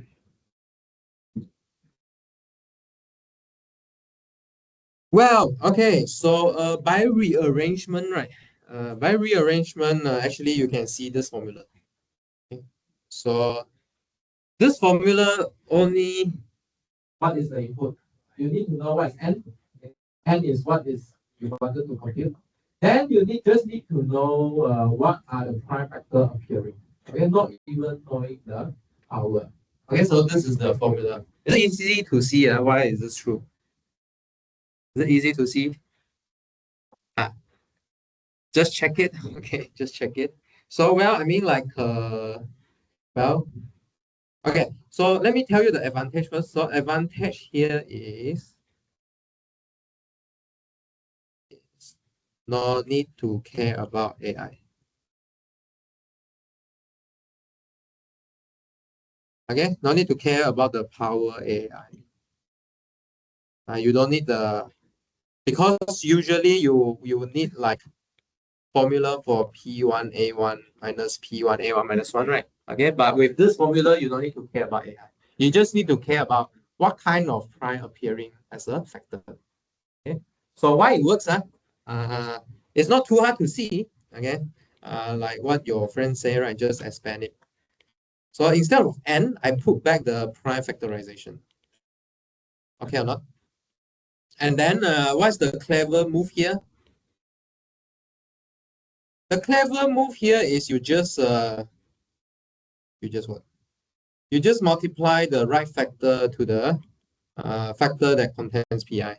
Okay, so meaning you put a p1a1 in front of 1 minus p1, and then p2a2 in front of 1 minus p2, and then can you see? Can you see formula? Can you see or not? Expand it again. Okay, if you cannot see. So p1a1 minus p1a1 over p1, which is p1a1, p1 to the a1 minus p. Okay. Yeah, maybe I write one version here. Okay, so you get back your formula just now. Make sense? Does it make sense? Okay. Okay, so what happens here was you collect all the PIAI into your N again. So you don't need to care about how many times the PI appearing. Okay. Okay, if you forget this formula, also never mind. You just compute from this here. Okay, yeah, yeah. No need to memorize so many things. If you manage to know this, then good for you. Use this. Okay, otherwise, the most important is this. Okay, multiplicative property and then phi on the power of prime. Okay, prime power. Right. Yeah, this is for phi n. That's it for phi n. Any question? Yeah, basically we can compute for every integer. All right, let's continue. Okay, before a break, maybe later I share you some funny video related to number theory. Okay, some funny reels I show you later before break. Okay, so let f be an arithmetical function. Then this capital Fn here. Okay, so this is definition. We define this. So what's this here? Well, what we do is we sum. Okay, we sum all the FD here. So what's the D here? So D here have to divide N. Okay, so maybe I give you some number here. So this D have to be positive integer. Yeah, okay, just positive integers. For example, let's say 5 to the 4, then it means that you sum all the positive divisor that divide 4, and then you evaluate these FD here. So for example, how many positive divisor of N has? Of 4 have? So you got F1, you got F2, and then you got F4. Okay, so this is what this capital F is doing.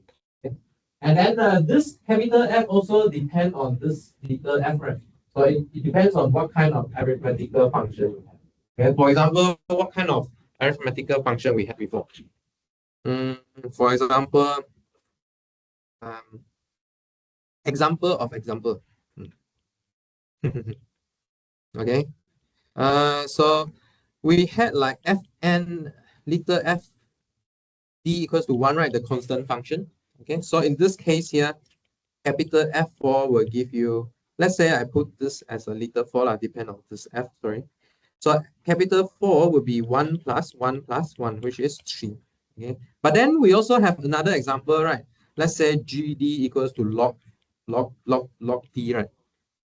So in this case here, capital F depending on this G will become what?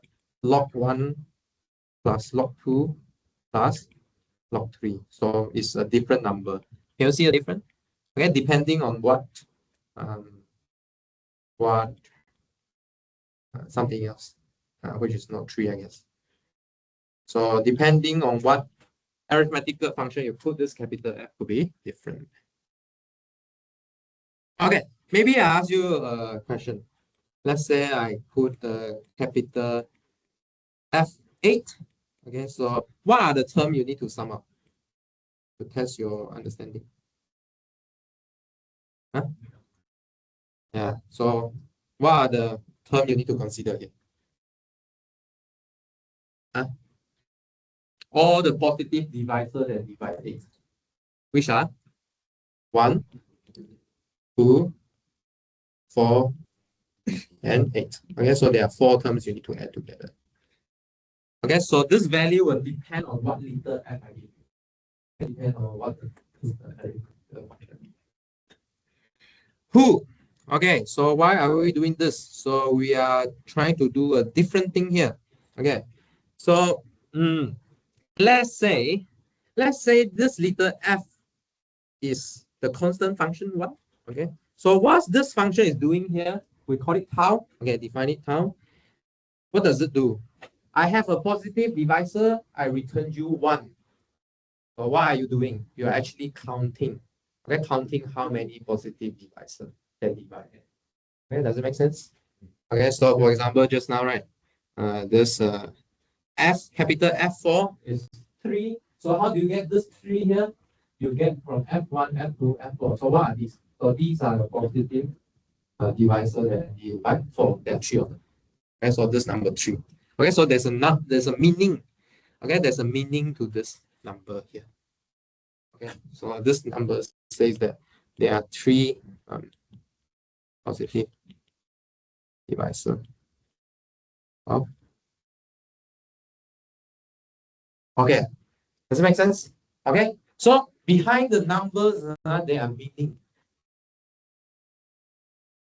Yeah, so I think the MIT Student Council asked me to do some sharing section in week 4, I guess. I think they will be advertising soon. So I'll talk about meaning after numbers. There's some meaning after. Okay, so you are not just for fun. Yeah, this number. This number has meaning. And what are they representing? Okay. This one, should we do example? Maybe we should do examples. Okay. So maybe compute a bunch of it. Let's see how this tau n looks like.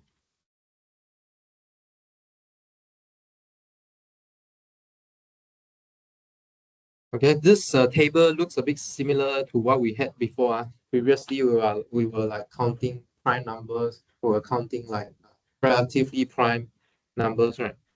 Okay, so in this case here, we are counting positive divisors. Okay, so let's say we compute up to, let's say 7, 6, 7. Okay, so what are the positive divisors of n? Okay, so of 1 should be 1, 2 should be 1, 2, 3, 1, 3, and then 4 is 1, 2, 4, and then 5 is 1, 5, and then 6 is 1, 2, 3, 6, and then 7 is 1, 7. Okay, so tau n will be 1, 2, 2, 3, 2, 4, 2. Can you realize any pattern here?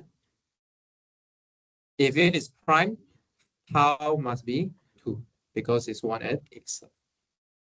Yeah. So if it's not 2, then it should be a composite number. Okay. Okay, good. Yeah, so you can work out more, right? There's something more to work out here. Yeah, go and do it. Yeah, should we do this capital 5? Let me see. Okay, maybe we'll do for 5 later. Okay, let me show you something interesting. See if you can understand.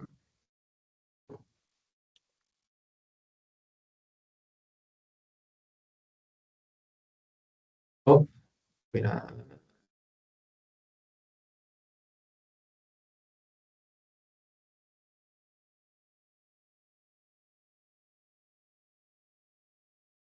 Actually, there's a lot of funny reel in Instagram or anywhere that related to maths. If you study the logic behind them, you find very amusing sometimes. Let me find it.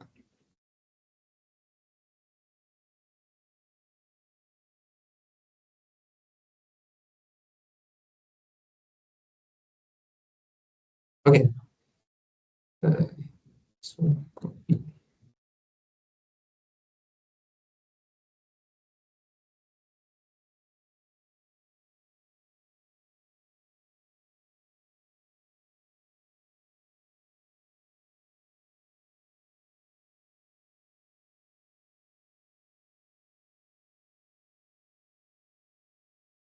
Let's see if I can open it up.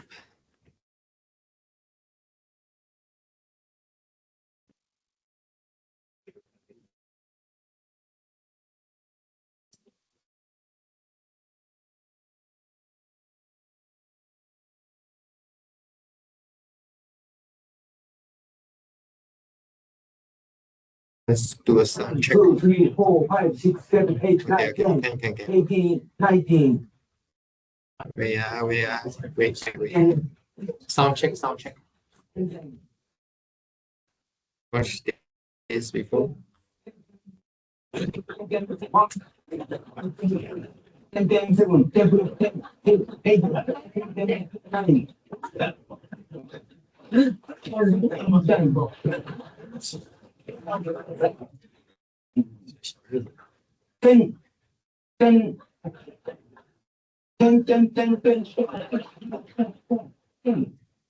maybe start again.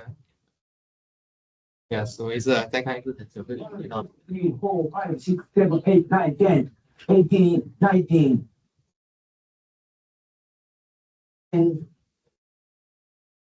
And then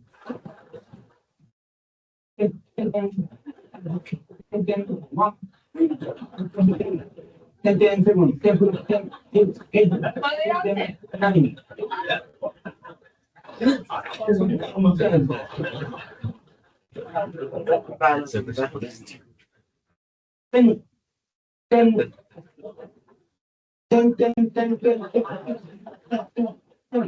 Okay, so make sure you learn 20 and 100 so that you don't 10.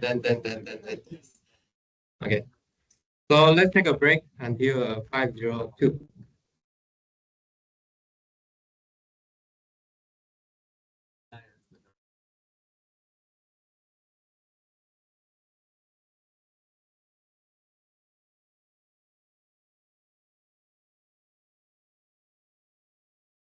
Yeah. 作业的时候，就是我在周一之前做了，然后我就没有用上课讲那个方法，这样子 OK。你是怎么办的？其实我有点忘记，然后不是要解这三个，就是哦，你没有用那个 Chinese remainder 对，哦我把它带进去，啊？这样子可以这样子做啊？哎，题目是怎么问？题目有问 Chinese remainder，它有好像没有，规定的，好像没有，好像没有，查一下，你有没有那个assignment？你给我看一下那个assignment。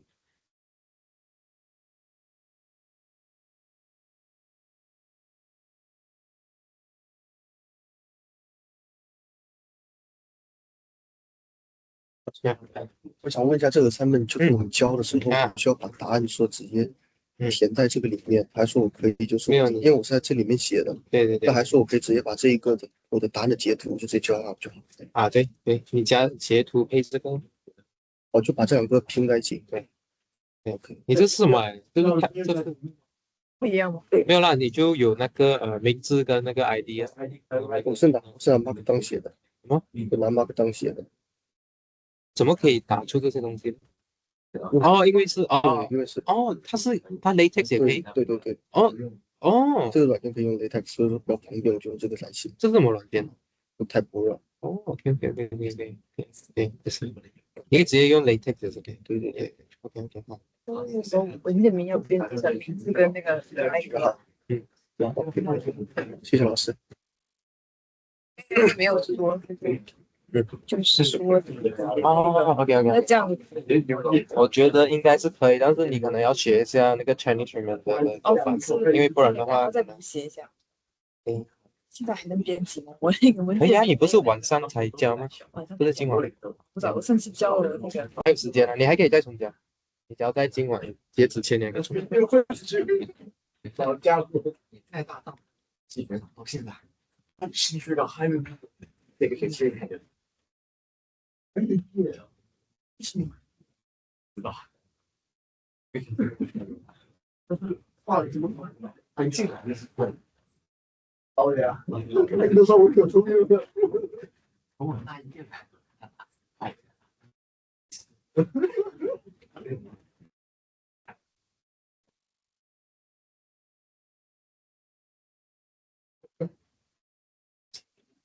哎，我操！基本上我也是做笔记来，现在就是起步前一周，然后对你来听，休前一周那个国家，这个嘛，还有小的地方嘞，那你多大的没领？哎，现在你的基本否认了，那个哦，你们要先上那个课吧？跟他们相当于是到到那去你的否认了，你是有对的，呀，你反应去。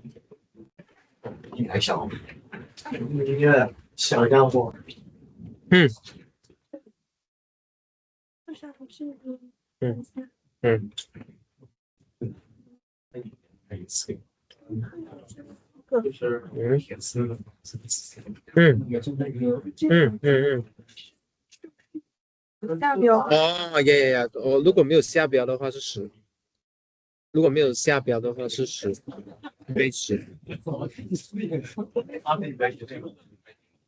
哦，这两个是一样的啊，这两个是一样啊，只把 O 丢掉了。还有一个是 LN 是啊，对对对，然后这个就是相当于下标呀是呀，OK。是正面的。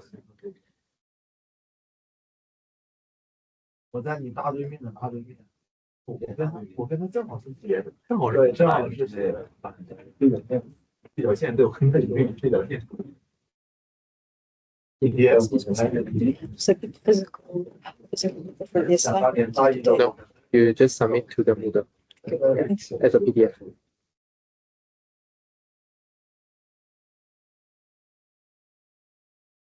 那我们放到几点呢？我们放到几点看可以？放了几点啊，忘记放到几点了？刚我说到几点？刚我说放到几点？我放了几点？就是就是下课到几点？哦，晚饭吗？不是，我可以接着开始。几点钟下课的了？我忘记了。再来10分钟，再来10分钟，再来10分钟。不可以教不完的。刚下课，我记得1分钟前吧。没，我记得好像是4分钟下课了呢。啊，还没，我还没。OK，但让我点完一页再开始。OK，再给我点一页。OK，梁家月、卢泽新、韦明涛、杨徐成、曾一飞、陈玉清、李林义、李林义，曹化元、关雅、李浩聪、刘毅书、潘子良，yes，张金浩、郭明轩、李伟汉、Saudi Ayub，no，Joy Lee，Ayub 啊，是 Ayub，OK，Joy Lee，OK，何明浩、王启子、秦子祥、熊培成、张馨予、周瑞敏、赖敏义、陈子睿、李小环、曾天健、Fabian, Sim Aaron Fabian,孙瑞全，Isaac，宾客，yes，高硕，王诗涵，王思怡，车明健，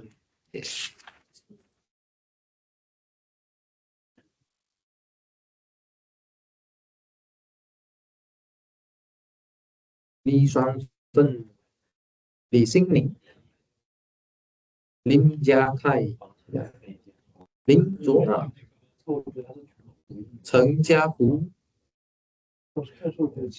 王忠虎，崔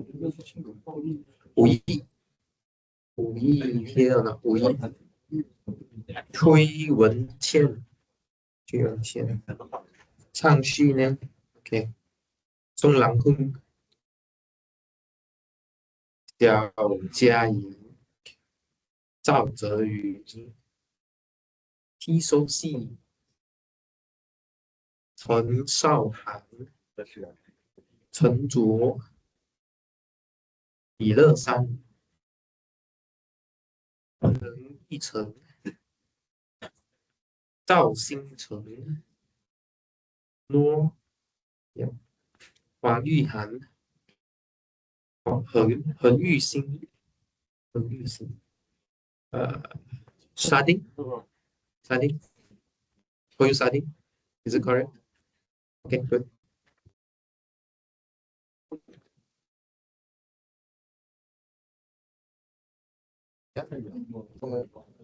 5亿啊，5亿是吧？对吧？哦，5亿。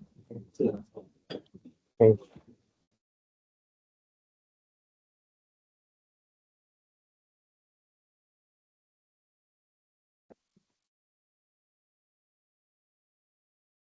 01没有拿，你01。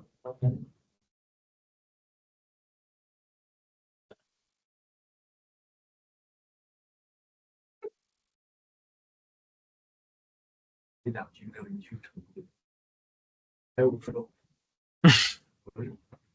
58，点放的5点啊01 ，OK。点完错了。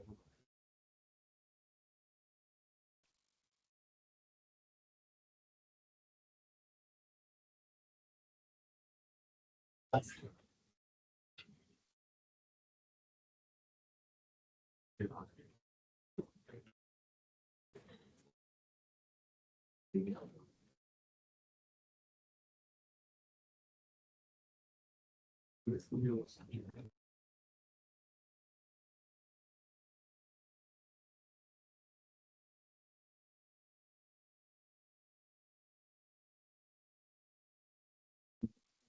那我还有2个彩电没用，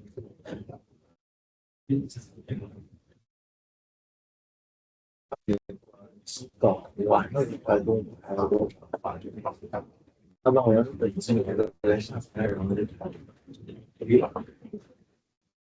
那我可以机会肯定可以动。他们是福建那边直接过来，还是在这边？那福建过来，那你过来，你过来，有一天那就应该是别跟来。可能是，那他回去的话，回去过的时候有发的，我这个是一个月过一次，但是其实这个工作应该办工作去的。哦，没有，所以那这样的话也就不是来，我也交税的，没有风险，交税的，可以交税的，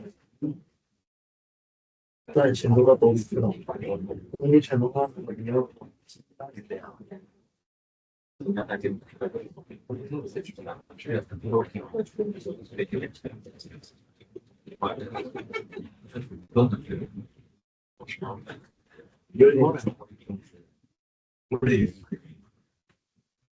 地工人应该不是，他们不知道为啥守着那里。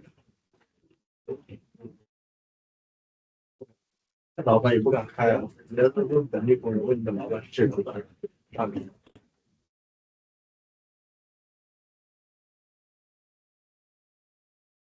这个我是哎呀，这个还 Okay, down. Okay. Right. I'll let you do some exercise on this. Work it out. The Euler phi function. Okay, but you sum up all the phi d such that d divide n. Let's see what the number you get. Okay, I give you 2 minutes. Calculate as many as you can.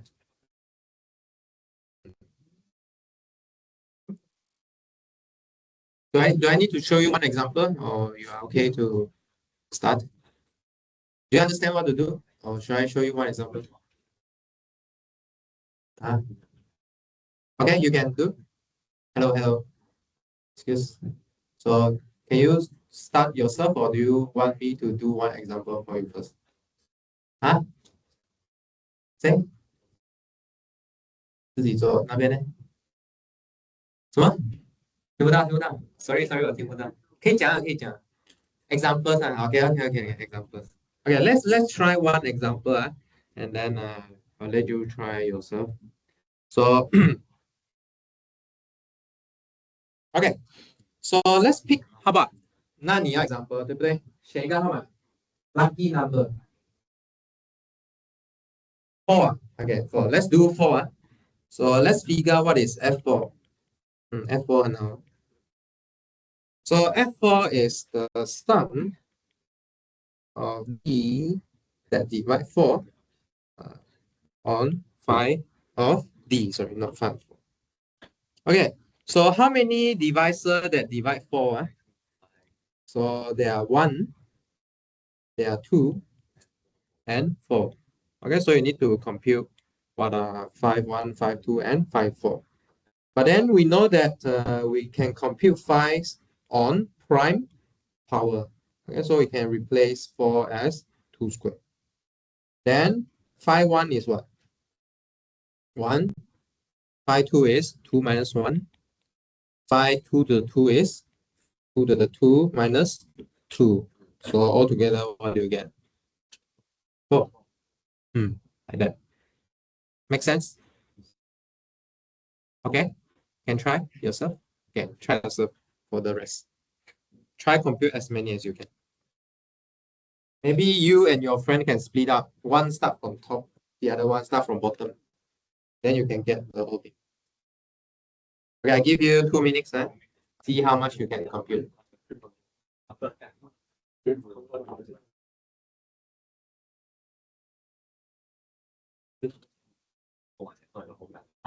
Yeah.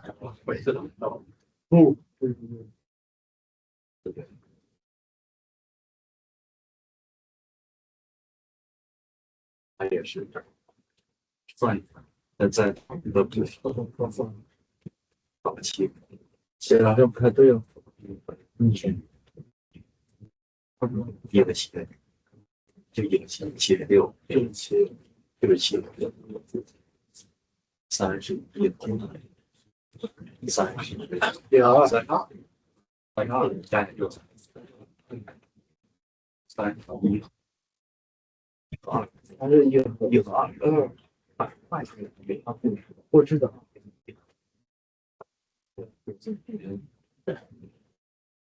我好像有。对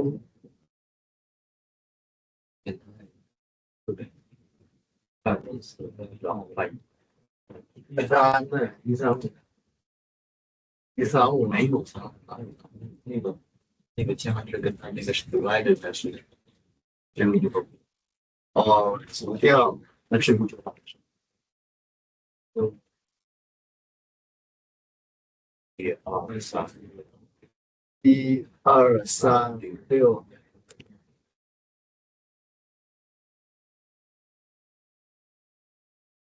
1加2加3，这个就32，32。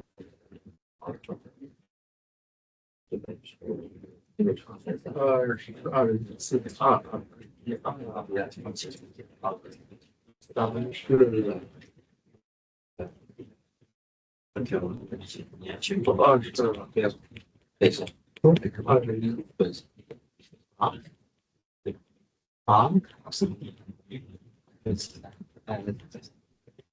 ？8呢？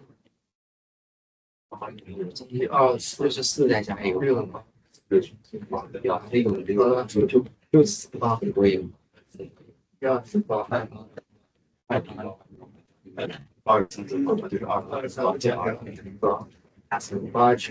加个4是加4啊。糖包不对的，糖包对，糖包的理解力不一样。Okay, what did you realize? Equal to n itself. Okay. Yeah. Okay, so if you really compute everything, okay, you should get n itself. Okay. So actually, this is a theorem. Okay. Sum of 5D where D run across the positive divisor of n, you should get n itself. Okay. So I think I won't prove it now, but the idea here is you kind of partition the number of n, partition n numbers into these 5D, group of 5D. And there's some relation with finding GCD. Okay, so you partition n integers into these 5D of group, okay, different 5D. If you got chance, maybe I can prove to you next time. Otherwise, this is the formula. Okay. Okay, convinced? Feel convinced? Okay. Right. Continue. So how about this? Then do you need to compute this? Yes. What answer you get? Huh? Just 100. If you don't believe, go and compute what is 51, 52, and then 5, 4, oh yeah, 4, 5, 5, and then 10, 10, 10 here, okay, and then 25, okay, 25 here, sure, okay, and then 50, and then also 1, okay, should add out to 100. Okay, so the idea basically is to group the 100 numbers here into these group. And this grouping will partition the numbers. How to partition? Look at the proof. Okay, something to do with divisor, GCD. Okay, so let's continue to see different function, different capital F function here. Sum of value of F under all the positive divisor. So this one, last time we say that this count the positive divisors, right? Okay. Yeah. Okay, so I think we do this already. So let's skip this. Okay. Should we do this? Yeah, we should. Okay. So look at the pattern of this thing. All right. So you want to figure out the positive divisor that divide 25, right? That means what? You can write it as a prime factorization first. Okay. So from here, can you see how many positive divisor that divide 25? 1, 5, and 25. Okay. So there are 3 of them. Okay, so 1, 5, and 25. Okay. Then B 108. Okay, so what are the divisor of 108? 3 times 16. 16, yeah, sure. Huh? 36. 36. Okay, can we split it further? 3 cubed times 2 square. 2 square. Okay. So how many possibilities of divisor you can get? One you got 3, right? The other one you got 2. Right? 2 square, 3, 3, 3. Thank you. And then number 1, right?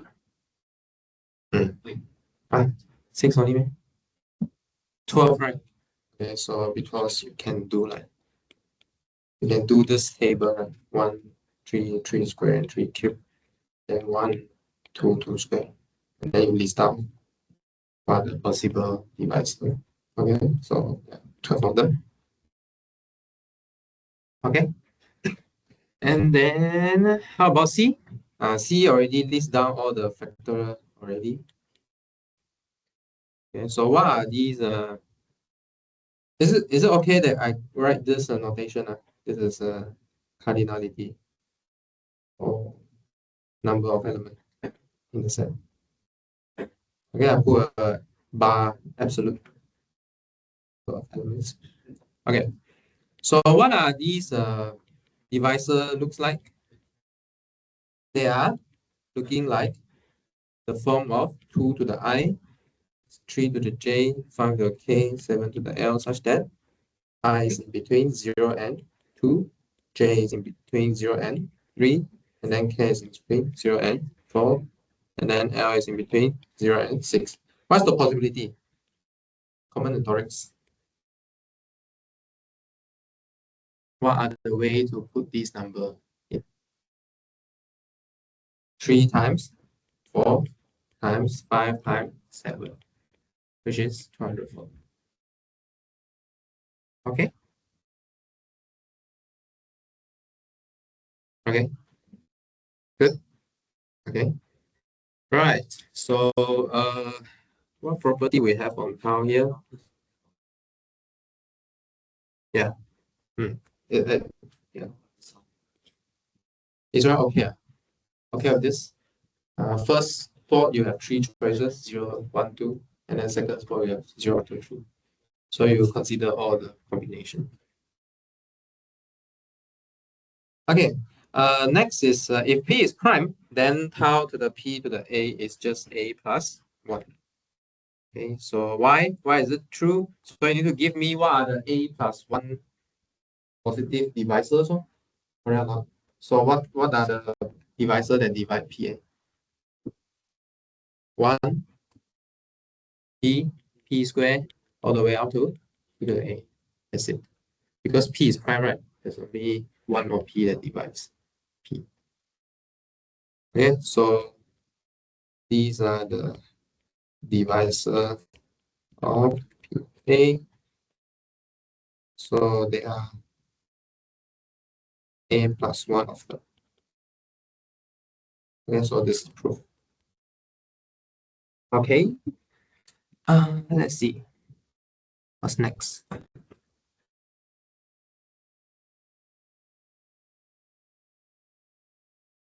Okay. Should we go this first? Wait, let me see.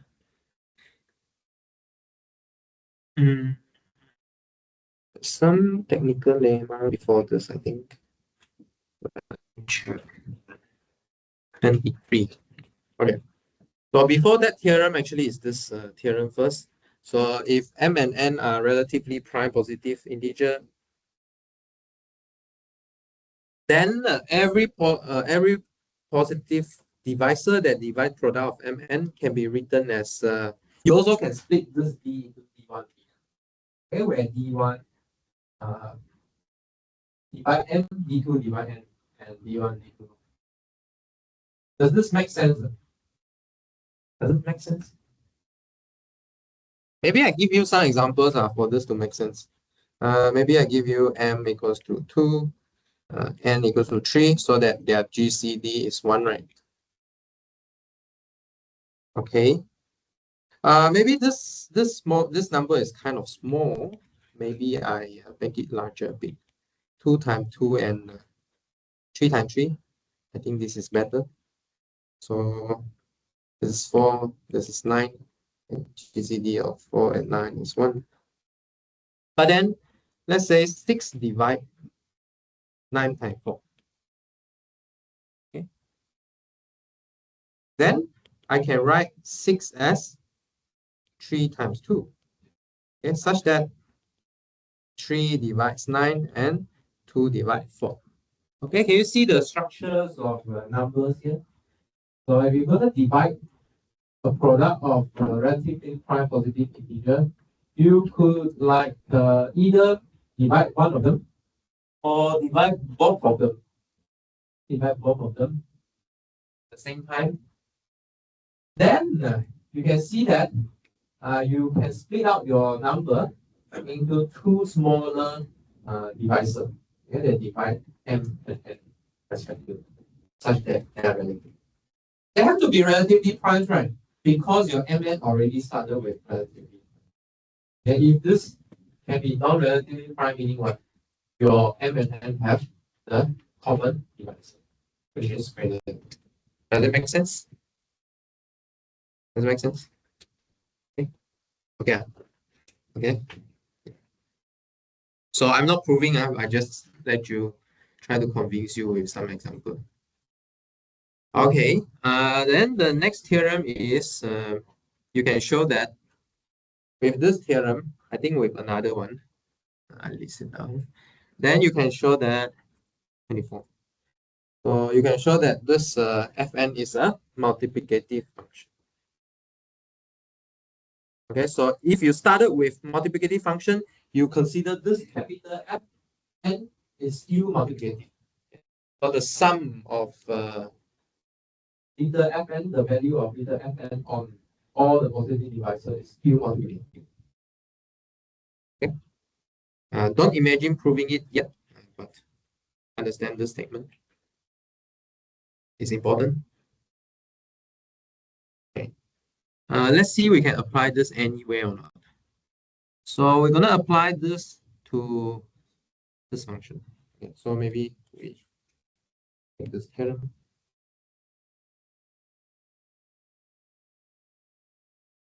Back to page 21. This page. Okay, so we try to apply this theorem here. So, hello?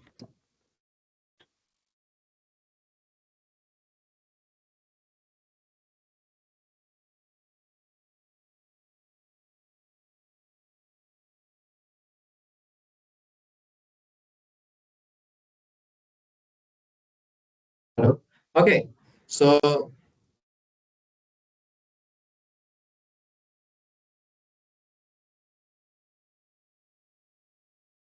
okay. Yeah, so we're gonna use this theorem to prove that tau n is multiplicative. Remember how we define this tau n? So right up here. So definition tau n is defined to be the sum of 1, okay, where n divide n, counting the positive divisor. And then we also like what we did to Euler phi function, right? We give a description of this tau n when we can write n as a prime factorization. We give you the formula. So the formula here is a bit different from what we know about phi n, right? For phi n, we care about pi. But for tau n here, we care about the power. You see that? The power exists here, there's no pi inside this formula. Okay, the power of the pi, that's matter in this tau n here. Okay, so it's like kind of a different thing. Okay, from phi n. Okay. Right. So can you see from this the modern theorem here, how do you imply that tau n is a multiplicative function? How?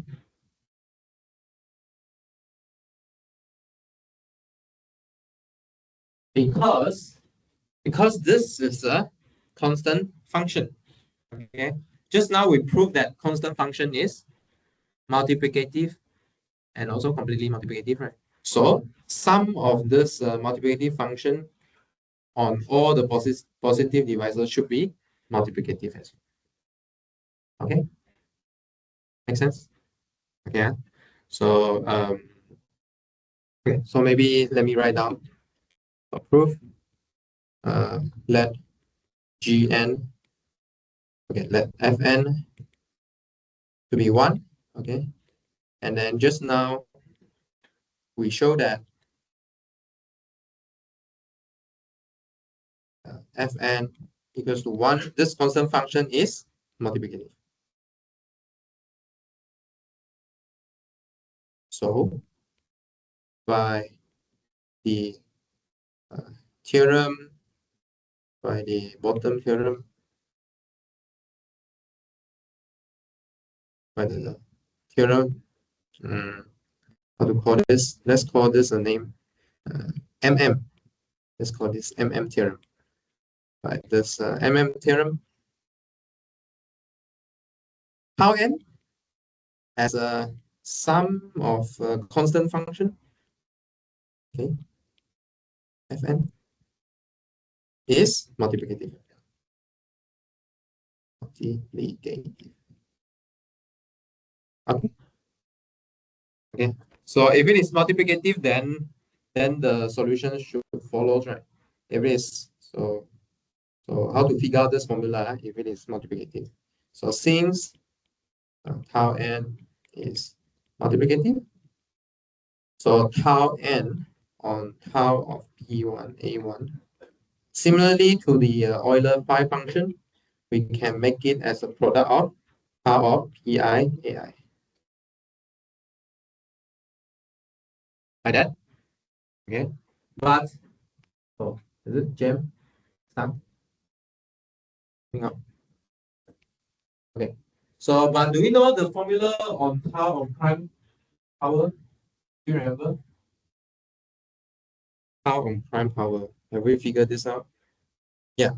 It's just a plus 1.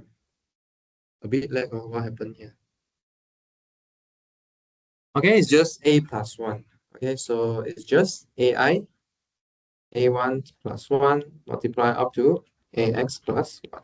Okay, which is the product of I to 1, I from 1 to x on ai plus 1. Everyone is familiar with this notation or not? This big product notation. Okay, this big product notation is just a simplification of this. Okay, like the summation product. Oh, well, sorry. Is everyone happy about this notation here? Everyone happy? Okay. Should I try some examples? Maybe I try some examples here. So sum of I equals to 1 to, let's say, n of I, what is it? Let's say 1, 2, 3. Okay. So how to read this is you look at this label here, variable here, and then this summation will tells you how to run this label. Okay. So basically when I say from 1 to 3, meaning it's just a positive integer, 1, 2, 3. Okay, don't have 1.1, otherwise it's endless. Okay, endless. There are infinitely many number in between 1 and 3, real numbers. So what we care is just a positive integer, so 1 plus 2 plus 3. Okay, but you can see that this label here is a bit different now. These are all the d such that d divides n. Okay, so maybe if you are first timer looking at the mathematics term like this, right, you are kind of confused. Okay, because d and n are variables. Okay, you don't know which one is running. Okay, we call this running variables. Okay, due to this n is already specified. And so specified means what? Let's say I pick a 10 here. Here you can't change anymore. Okay, but then the d here is the running. Sometimes we call it running because we can replace d with m, whatever. The main point here is all the positive divisor that divide. So here, how many divisor that divides 10? Okay, so d will come from this set here, 1, 2, 5, and 10. Okay, so for each of them, they will return you 1. So you are counting how many of them. Does it make sense? Okay. Let's say that I change it. Let's say I change it. Okay, let's say I change it. So let's say this is tau prime. I change this to d over 10. Um, what do you want? What do I want? Okay, I put d here. Let's say I put d here. Then what do I get? I get 1 plus 2 plus 5 plus 10 instead. Okay. I get 18. I can do something even different, right? So let's say I put also I put n here, which is 10. Okay, so I'm just counting multiple of 10. Okay, or multiple of n. I mean, like, okay. I can also do this, okay, such that in this case here, I'll get 40, for example. Yeah, because 10, 4 times. Okay. 10, 10, 10, 10, right? 10, 10, 10, 10, 10, 10, 10, 10, 10, 10. Right? Yeah, so it's a module. Is it everyone familiar with this? Okay, with this sigma notation. Yeah, this is a sigma notation. Then this is a product notation. Okay, so one is like a big capital pi, and then the other one is a sigma capital X. Question? Any question? No? Okay. Okay, in that case, shall we try examples? Okay, try this examples. Okay, I give you 3 minutes. See if we can work out any.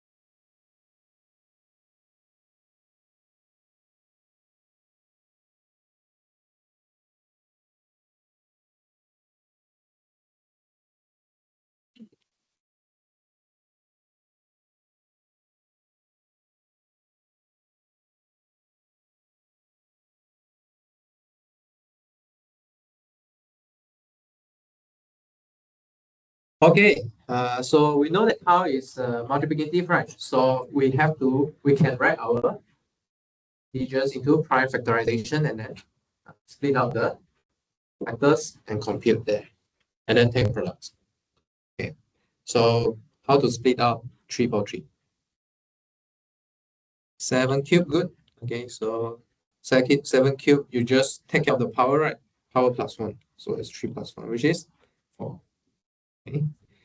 How about the 300,000? 3 times 10 to the power 5, which is tau, tau 3 times tau 10 to the power 5, which is 1 plus 1 times 5 plus 1, which is 12. Then for C, we already write down all the prime power for you, right? Okay, so you just take 5 plus 1 times 3 plus 1 times 4 plus 1 times 6 plus, which is 100, 800. Okay, everyone got the same answer? Huh?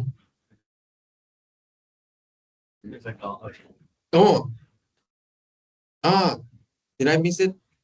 Yeah, okay, got name. Okay, so I should write it as 2 to the 5 and then 5 to the 5, is it? Okay. And then we still have 5 plus 1, which is 72. Oh, is it? Okay, thank you. Big mistake. Okay, let me see. Good, good, good. Very good. So we should, yeah, be careful. This question got the trap. So it's 3. Okay, so I think we should rewrite this first. Okay, full time of 2, 5 times 7 cube times 3 to the 6 times 4 to the 6. Okay, so it's 2 to the 12. So 12 to the 17, 6, 3, 10, 4. So we get 17 times plus 1, 6 plus 1, 3 plus 1, 4 plus 1. I don't know what's this. Yeah, what's this?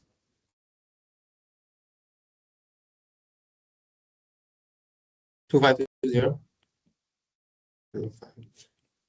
Okay, is it enough? Can you check with people got the same answer? Get the same answer. So make sure it's a prime. Yeah, just now we fall into a trap of not getting prime power.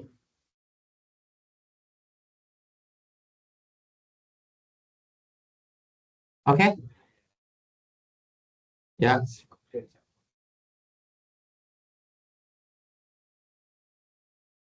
Okay. So if no problem, let's continue. Continue to which one? This one.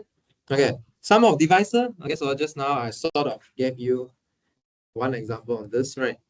Where we replace the 1 by d. Okay. Right. Can you tell me what is 5 1 quickly? Give you a formula here. What is 5 1?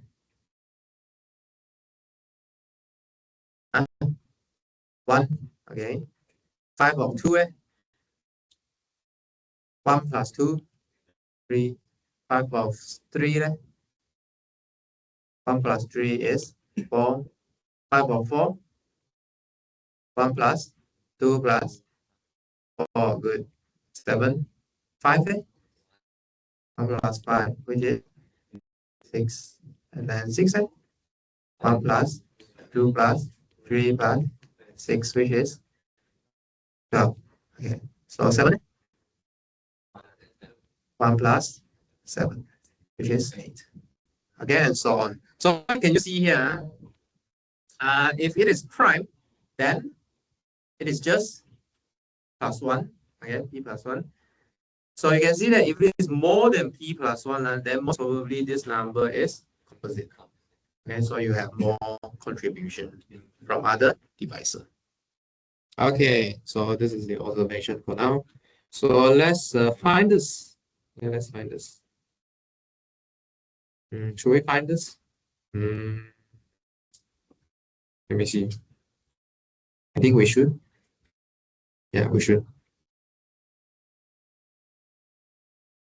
Okay, so 5 of 49 is 1 plus 7 plus 49, which is 57. Okay, this one's still okay. 5 of 108. I don't have a final answer. Maybe you want to try and compute what's this?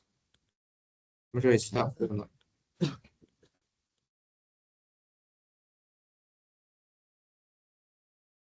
Anyone can get this solution?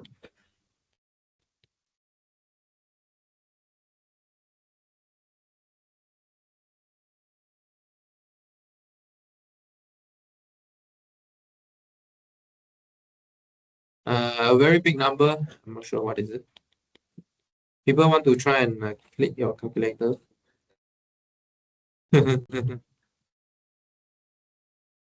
Okay. At the same time, we should compare to things like because we can split up. So we want to see whether this is multiplicative. So maybe we can try and check what is it possible to show that this is sigma 7 times sigma 7? Oh no, wait. So multiplicative doesn't work on that one, right? So for about this one.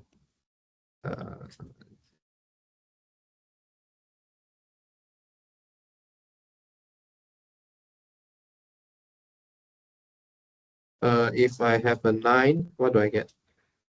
Oh no, 9 I get. So I guess times 4. Is it too much? Cube, huh? Huh? Oh yeah, okay, good. So here is 2 squared. Okay, and we want to check, we want to ask, what's this? What's this? What's this? Is it true or not? I mean, formula maybe. Formula. Okay, and then if this is true, that it is equal to a sigma of 2 to the power of 2, and then 2 to the power of 2 is 4 and 4. Huh? Times 3 times 7? Enough? Okay, good. So we want to ask whether this is equal to sigma of 2, sigma of 3, sigma of 7. Okay, so we want to ask this question. Okay, again, the same logic. We want to find what is this function apply on prime power first. Okay. Right. So there's a formula here. Okay, so if P is a prime, sigma on P to the n is just P to the n plus 1 minus 1 over P minus 1. So how on earth we get this? How on earth we get this? Well, okay, so how on earth we get this? So let's look at the sigma of Pn first. Okay, so what is sigma of Pn? You are summing up all the divisor, right? Up to Pn. So what are divisors? Actually, we know them, right? We know them, right? Just now we already list them out. So it's just 1 plus P plus P square plus dot dot plus Pn. But then if you multiply P minus 1 to both sides, what do you get? Very interesting stuff happened here. Okay, you can try and expand this. Okay, so what this doing is this P, right, will kind of shift every power of P up by 1. And then minus 1, you will introduce minus sign to all these. So it will kind of cancel out. Okay, cancel out the power of P that is less than n plus 1. So you're left with Pn plus 1. Okay, and then minus 1. So rearrange this, you will get sigma P to the n is equal to Pn plus 1 minus 1 over 2. Okay? Yeah. Okay, so this is a very standard trick in mathematics. Very standard tricks. Okay, if you don't believe, try and expand this. Yeah, you will see what am I talking about. Shifting the.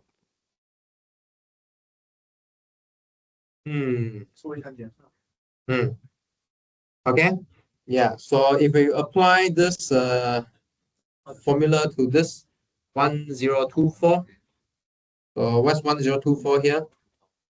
Okay, this is 2 to the power of 10. Okay. 10 meh? Or 9? Sure. Sure. Oh, okay, you answer. Okay, okay. Then I make a mistake. Okay. So let's say it's 10. So go and check it. Then the formula tells you what?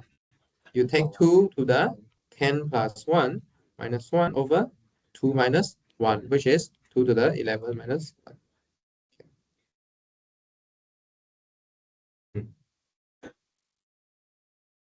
Okay. And actually, you can really see that This function is multiplicative quickly actually, because f n over n. So okay, so how to see this? We're gonna apply this theorem again. If we know that the term inside the summation define a function that's multiplicative, okay, then this big sum is multiplicative. Okay, so we want to ask whether f d equals to d is multiplicative or not. This is exactly what we have shown before. Okay, we have shown that fn equals to n is multiplicative. Do you remember this one? Just 2 hours ago. Okay, fn equals to n is multiplicative. Okay, it's completely multiplicative. Okay, so it's multiplicative. Then we can use the formula to find general integer. Okay, try to find the phi n for general integer.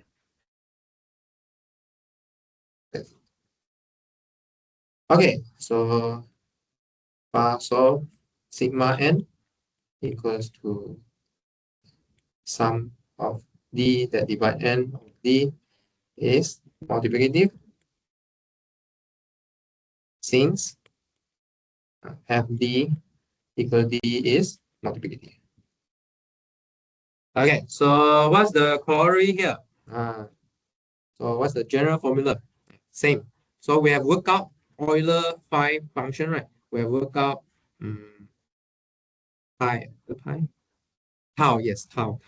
Okay, formula for tau. Then how about this formula then? So the corollary is look like this. So let's say let n be p1 a1 p2 a2 p3 a3 x3. Sigma n will look like this. So p1 ai plus 1 minus 1 over pi minus 1, p2 a2 plus 1 over 1 minus 1 over p2 minus 1, and then up to px ax plus 1 minus 1 over px minus 1. Okay, so this is a big product here. Okay, so looks like this. Okay, so in this case, what did you see? You see that actually the prime power is important for this formula. The prime power is important for this formula. The prime also important for this. Both of these criteria. And previously, one of them you just need prime divisor. The other one you need power of prime. For this one, you need both.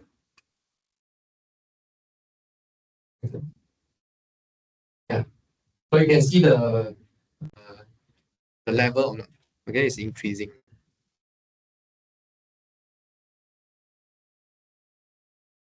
Okay. Yeah.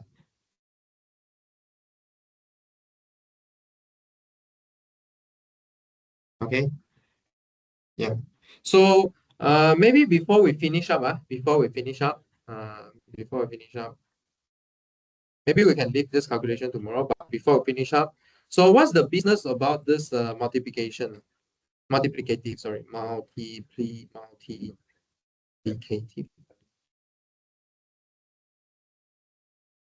Multiplicative. Okay. So you can see that our capital F, right? Okay, is defined as a sum such that D divide sum of little f that divide n. But then this it is multiplicative means what? For all mn plus such that the GCD of mn is 1. You can compute this function just like how you split out the numbers.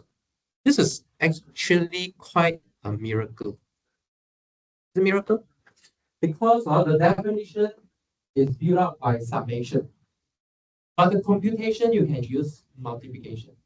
This is actually miracle. You understand? Okay, usually you add, right? You split out by addition. But why you can split out as multiplication? So this is the special part of being a multiplicative function. Okay. Does it make sense?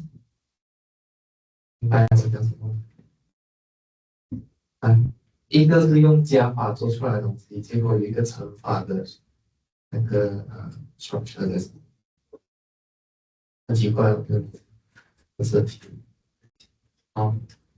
Yeah，一个是说用加法做出来把这个法的结构的。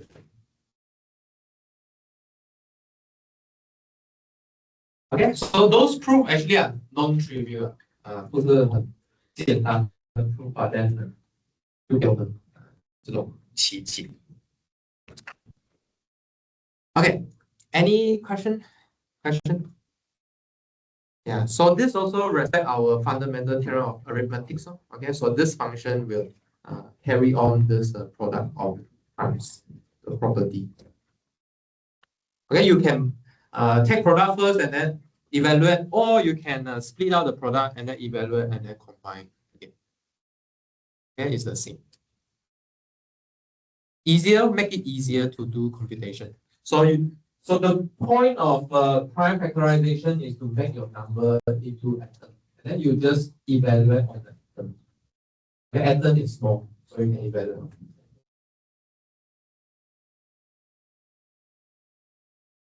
Okay. Okay, so this is a recurring idea in mathematics. Okay, we want to find the building blocks, and then we want to just solve for the building blocks. And then use those building blocks to build a bigger stuff. Okay, build more stuff. Okay, this is the general idea in mathematics. Okay, we want to break things into smaller pieces that we can handle first. And then build up more complicated stuff. Okay.